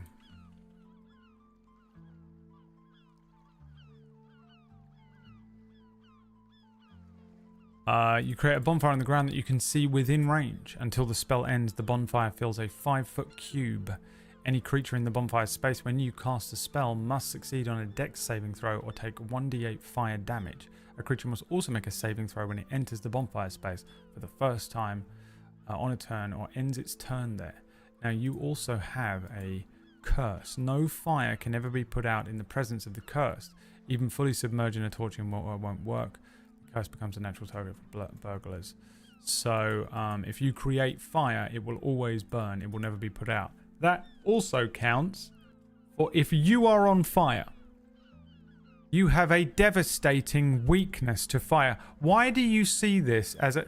Hold on. Stop the game. The way that you guys live your lives is mind-blowing to me. The only thing I see is a horrific weakness. You are the Martian Manhunter. It is your only weakness. Arrows, swords, all of that shit is nothing compared to fire. Fire is so, like, you're like, oh, we can just set things on fire and they will burn forever and we'll just endlessly, like, as long as we stand near them, they'll stay on fire forever. If a fucking tiny little match lands on you, you die.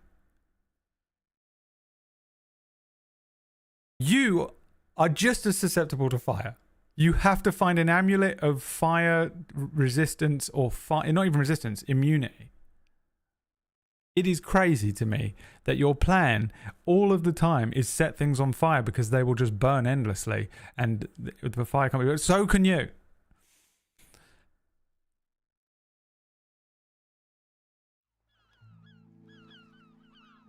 A pleasure doing business with you. And the null disappears.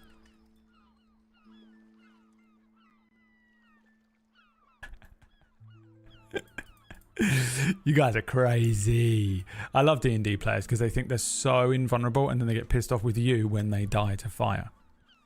Dude, DM something. Go away, DM a game for your friends and give them something like this and they will be like, oh, it's so great, we're going to set things out, and then you'll kill them because you're the ref. You're a referee. You know, that's your job. And then the fire burns them to death because they have a curse. And then they'll be pissed off with you personally. The next Deus Ex plan is fire immunity. It's your only hope. It is your only way to survive this. The Knoll vanishes. He is now the merchant that will appear on this wheel spin from time to time. He'll sell all of the D&D things. If you look up adventuring gear 5e, Google. Look up weapons 5e, Google. Armor 5e, Google. You'll see what he sells. Those are all the items that the merchant will have. And you know, if there's something specific that you need, we'll decide at the time whether there is a, you know, does he sell an amulet of fire? He does. It's 15 grand. Okay. Let's continue on your quest, shall we? See what happens next. You need to make me a survival check, don't you? That's right. You're still trying to navigate the land and you became slightly lost. So we're going to continue with that. Let's have a survival check from you, chat. You have a +2 to survival here. Exclamation point, roll d20 in the chat. Let's hope whatever you do doesn't involve fire. We're not taking that 3. Keep rolling. Slummy Kit Kat can take your slummy roll back to the slums. You know what's really weird about today? Is I feel really rough. I don't feel very well today. This morning I woke up and 11 +2 is a 13. So I woke up. I don't feel very good at all. I'm tapering off some medicine and I'm trying to figure out whether I feel unwell because of the previous symptoms are coming back or whether I'm getting new ones for coming off of this new medicine and I just can't figure it out and the doctor won't fucking help.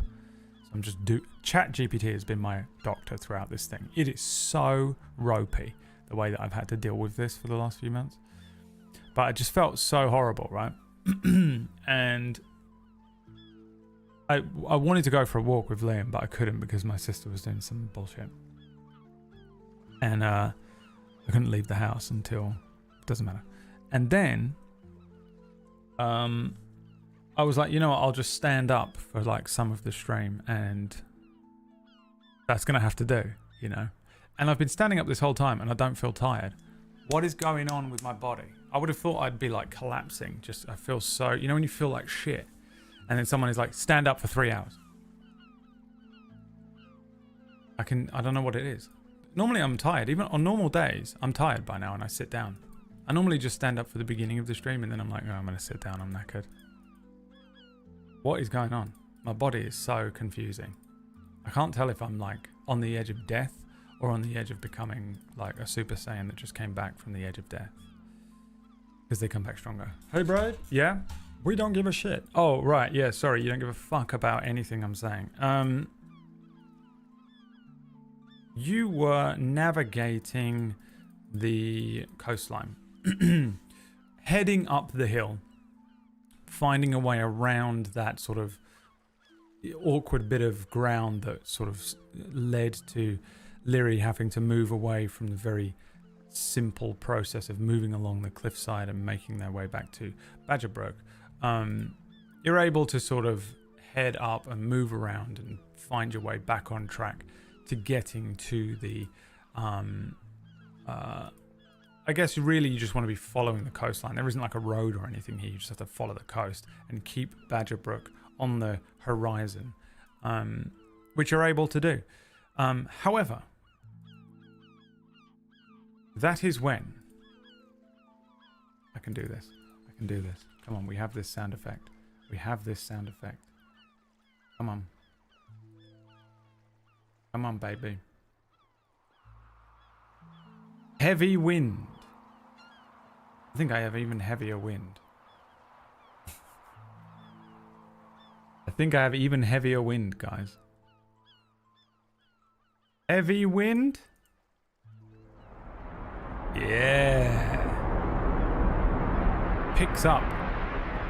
Moving close to the cliffs, suddenly the wind picks up and Snotflap says, Oh shit, the wind. And vanishes, teleporting away. You need to make me either a strength or a dexterity check. So we're going to go with strength because you have a +3 to this strength check. Actually, no, this is just a +2. This is just a strength check. Just a strength check. which we can say is an athletics check, which would make it a +3.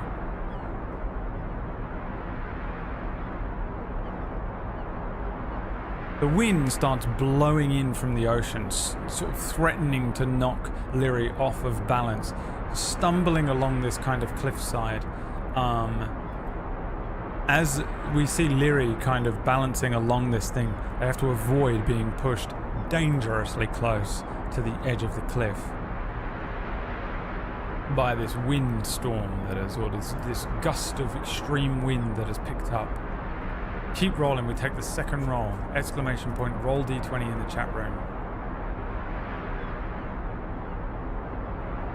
And good luck, motherfuckers.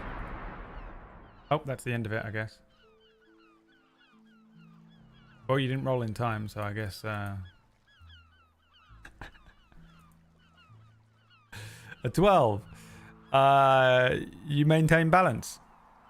Avoiding the mishap, continuing to stumble along the cliffside here, and finally kind of making their way to like an edge where they can hold onto some rocks, put their back to the cliff, and take a few deep breaths.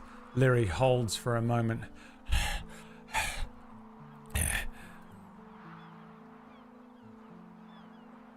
The next portion of this set of grasslands is mostly flat.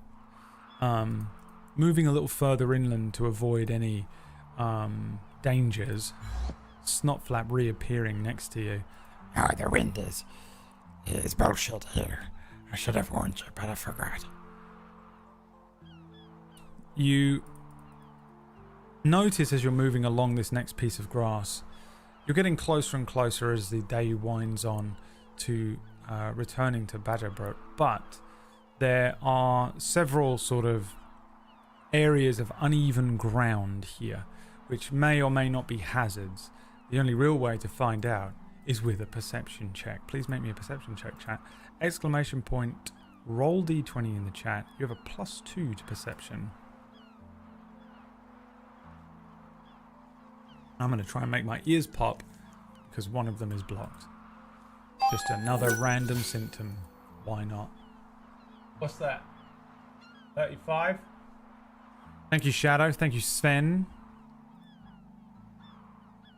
My friend.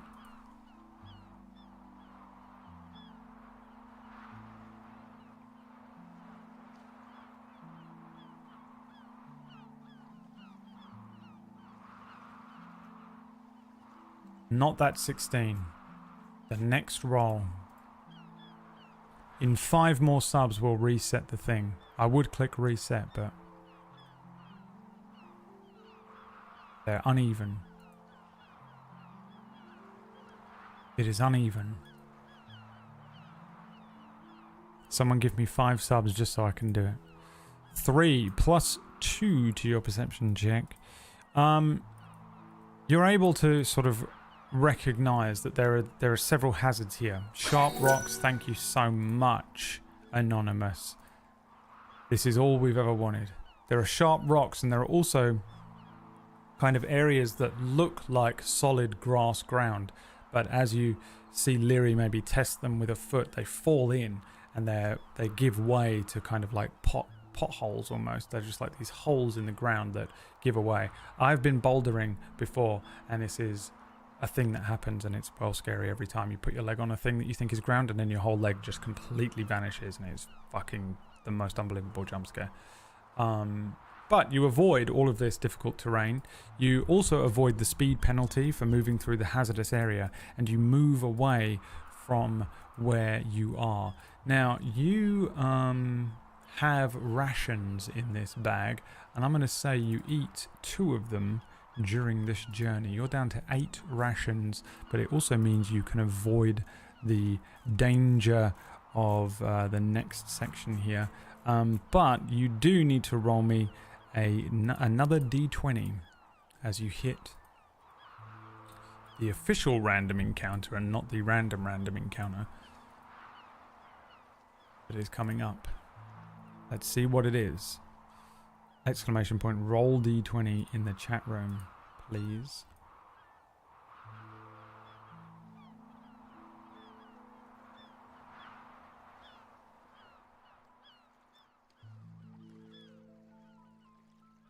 like a coastline sound. I think I only have like docks.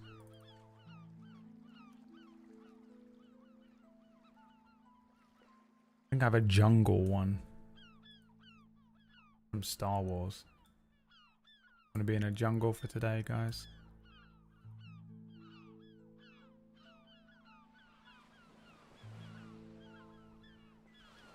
Maybe it's not a jungle.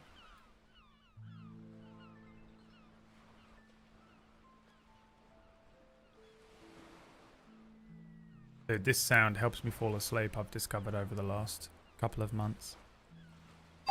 Waves. I do wave breathing. Just breathe as if you are part of the waves. A 13 is a non-combat. Another small ruined tower. Overgrown with vines. Partially collapsed. Juts out from one of the rocky outcrops here. Very similar to the one that you saw before. Maybe once a long time ago they had these towers all along this cliffside, but for some reason no longer need them. It doesn't seem to be dwarven in architecture. It doesn't seem to be similar to the architecture in Badgerbrook. It seems older and more simple. Just an ancient looking ruined tower. This one, you get the sense that there isn't any beings in there. There are no creatures waiting to jump out and grab at you. There's no little goblins waiting to strike out and get you. But there might still be stuff in here that you can find. Make me an investigation check and we're going to spin the wheel. You have a -1 to investigation. And we're going to spin the wheel.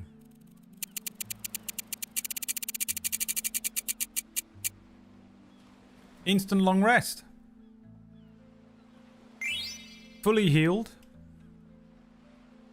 And you get everything back that you lost, which was nothing.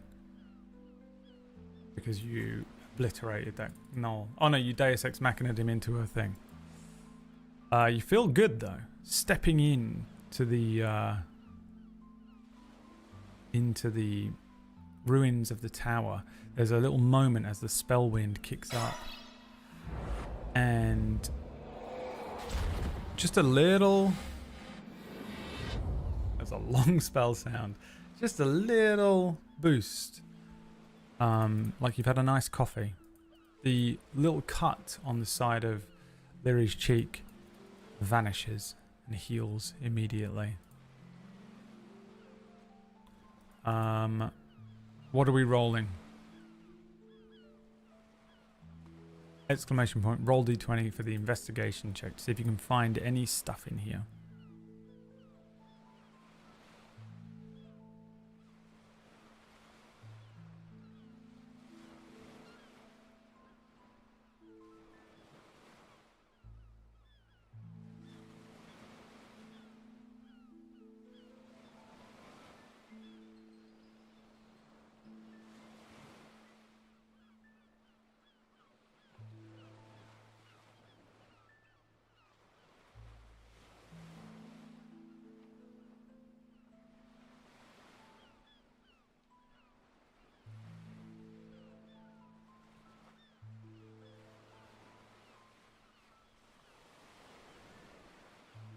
What did you get? A 4? And it was -1, so that's a 3. You find... You don't find the gold. You don't find the silver. And you don't find the copper. You don't find any adventuring gear. You don't find any stuff. But you do find a tattered map of nearby landmarks. On this, in this place. You can see that there's a little marking for a stone circle. There's a little monument. There is the marking for the ruin that you're in. You can see a sort of crude image of a tree with some sort of offerings around it. You can see a cavern entrance that looks like it's got crystals drawn around the thing. You see a field of flowers, sort of wild flowers. You can see an image of a natural spring. You can see a crossroads. You can see an image that looks like drawings of the wind being drawn. And you can see the image of a fallen star all along the area that you are currently standing in.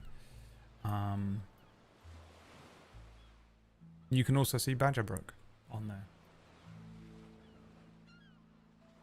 Would you like to explore the open world portion of side questing in this area? Or would you like to go to Badger Brook? Open world exploration section. Explore the open world side quests. Head to Badger Brook. Main quest.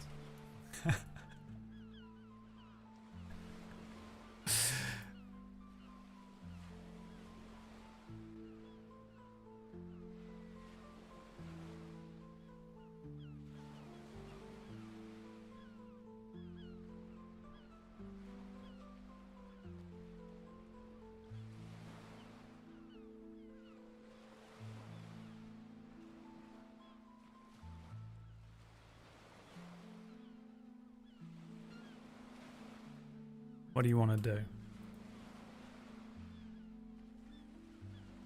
What even was the main quest? You haven't got to it yet. You haven't collected the first main quest. The main quest is to meet up with the resistance fighters in Badger Brook and find out what they want. Take their quest. However, there are like 10 things around this area, 10 places that you can visit that have random things in them that you can do while you're here in this part of the map.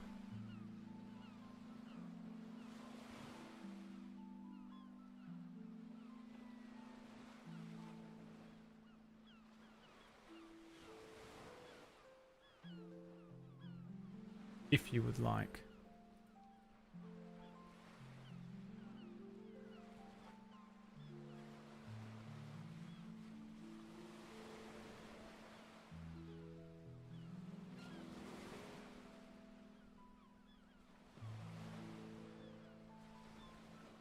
Equally split. Who wants to split it? Someone did. I don't know who that was, but someone did it. Explore the open world side quests. Alright, here's what we're going to do then. Here's what we're going to do.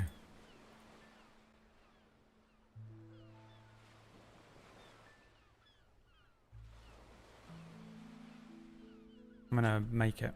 We're gonna make the side quests right here and right now. So what did we have? It was, this is your current position, the tower, right?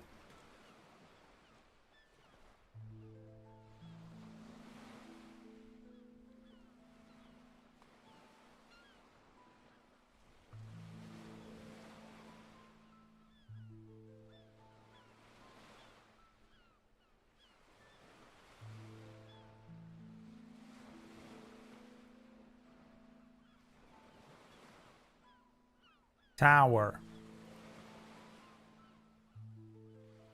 Let's do pixels.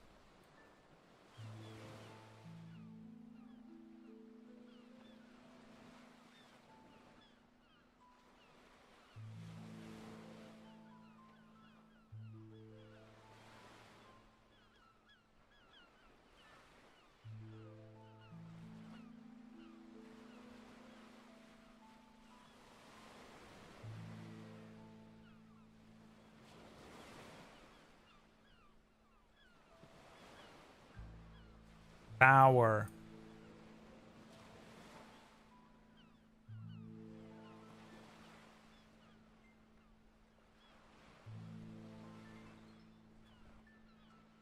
We want it in bright pink. Liry blue.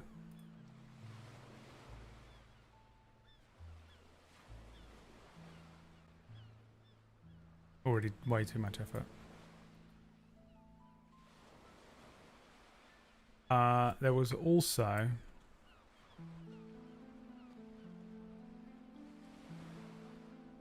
Badger Brook.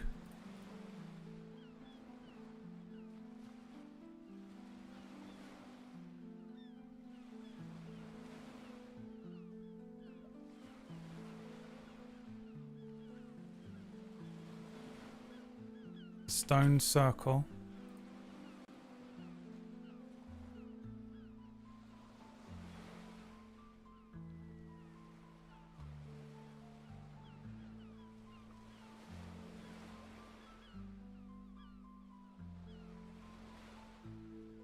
The Monument.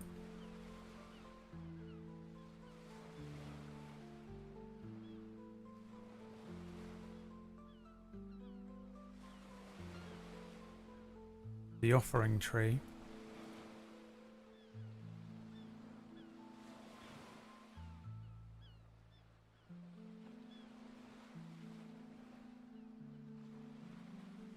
The Crystal Cavern.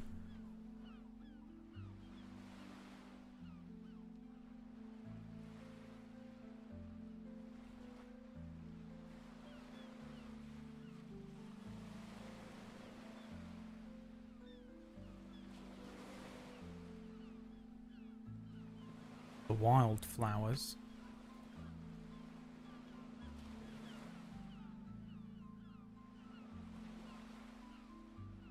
This is that moment where you climb up. You know, in a game, you climb up to the top of the thing, and on the world map, and then it shows you where all of the locations of the stuff are in the game on the world map part.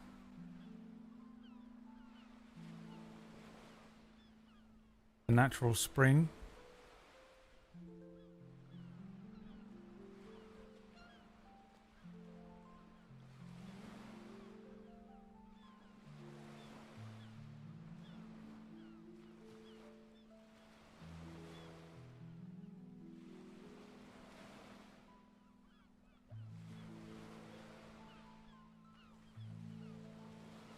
There's the Crossroads.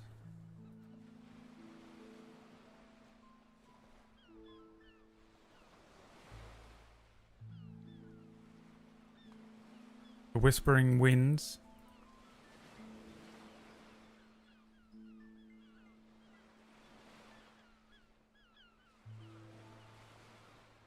And the Fallen Star.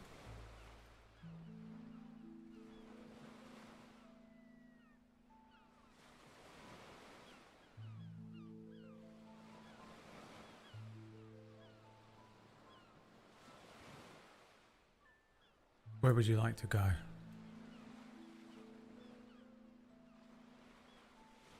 Where does Liry travel to? The closest options are, because you are here, and I'm going to set this up on the stream, so I'll bring it in so we can use it. Crossroads, Offering Tree, Stone Circle. And you can do it that way. You know what I mean? So you can go to the Crossroads, the Offering Tree, or the Stone Circle.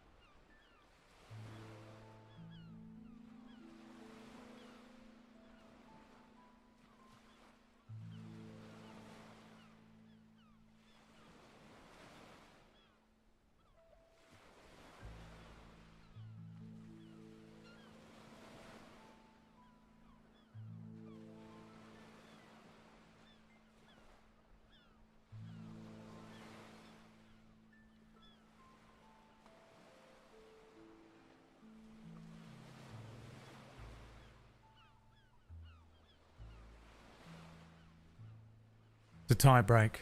Can someone split it?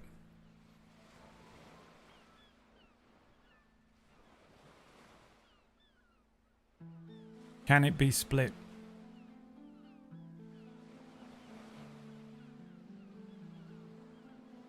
Oh. It was the stone circle. That's what split it. I'm taking stone circle. Alright, I added roads very quickly.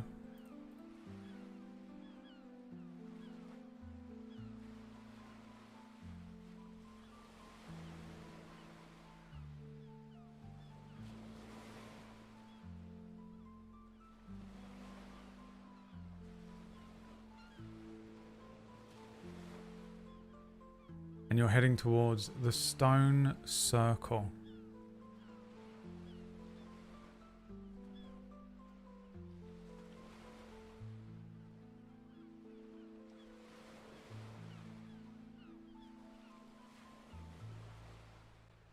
Cool. Open world exploration has begun. We see Liry and Snotflap take a moment to rest at the tower, and then Liry hefts up their sack. All right, let's explore some of these places on this map. Perhaps there'll be something of use there. This place. I've never been here. I've never been here. I've never been here. I've never been here. Aren't you from here? Yes, I've lived in this cave my whole life. This is my first time outside. I have agoraphobia.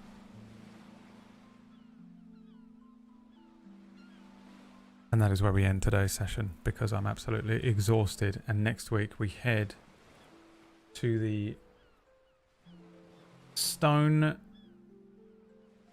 circle. What awaits you? What awaits Liry? I'm going to go away. I'm actually going to slightly prep this, because I can prep this entire open world exploration slightly. Liry heading out, exploring before heading into Badgerbrook. Going to be showing up to this, the first main quest at level 15, you know. Finally showing up at level 15.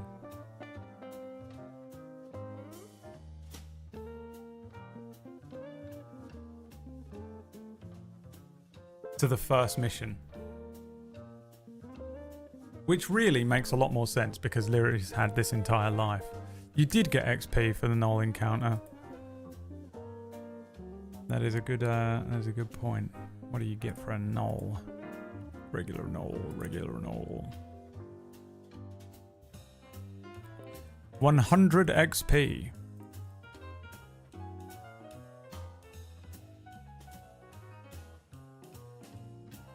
Split between you and Snotflap. So 50 XP, which puts you at 568 out of 900.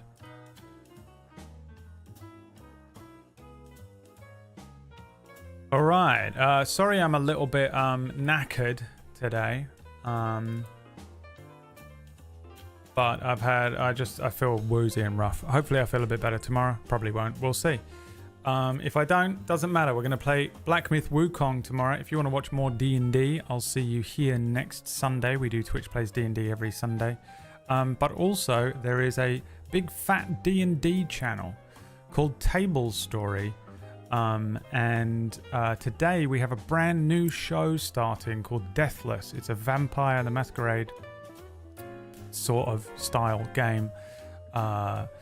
And it begins today in about 3 hours and 20 minutes. That just sent that heart palpitations for PB when I said that. You got 3 hours, PB, on Table Story. So head over and watch that.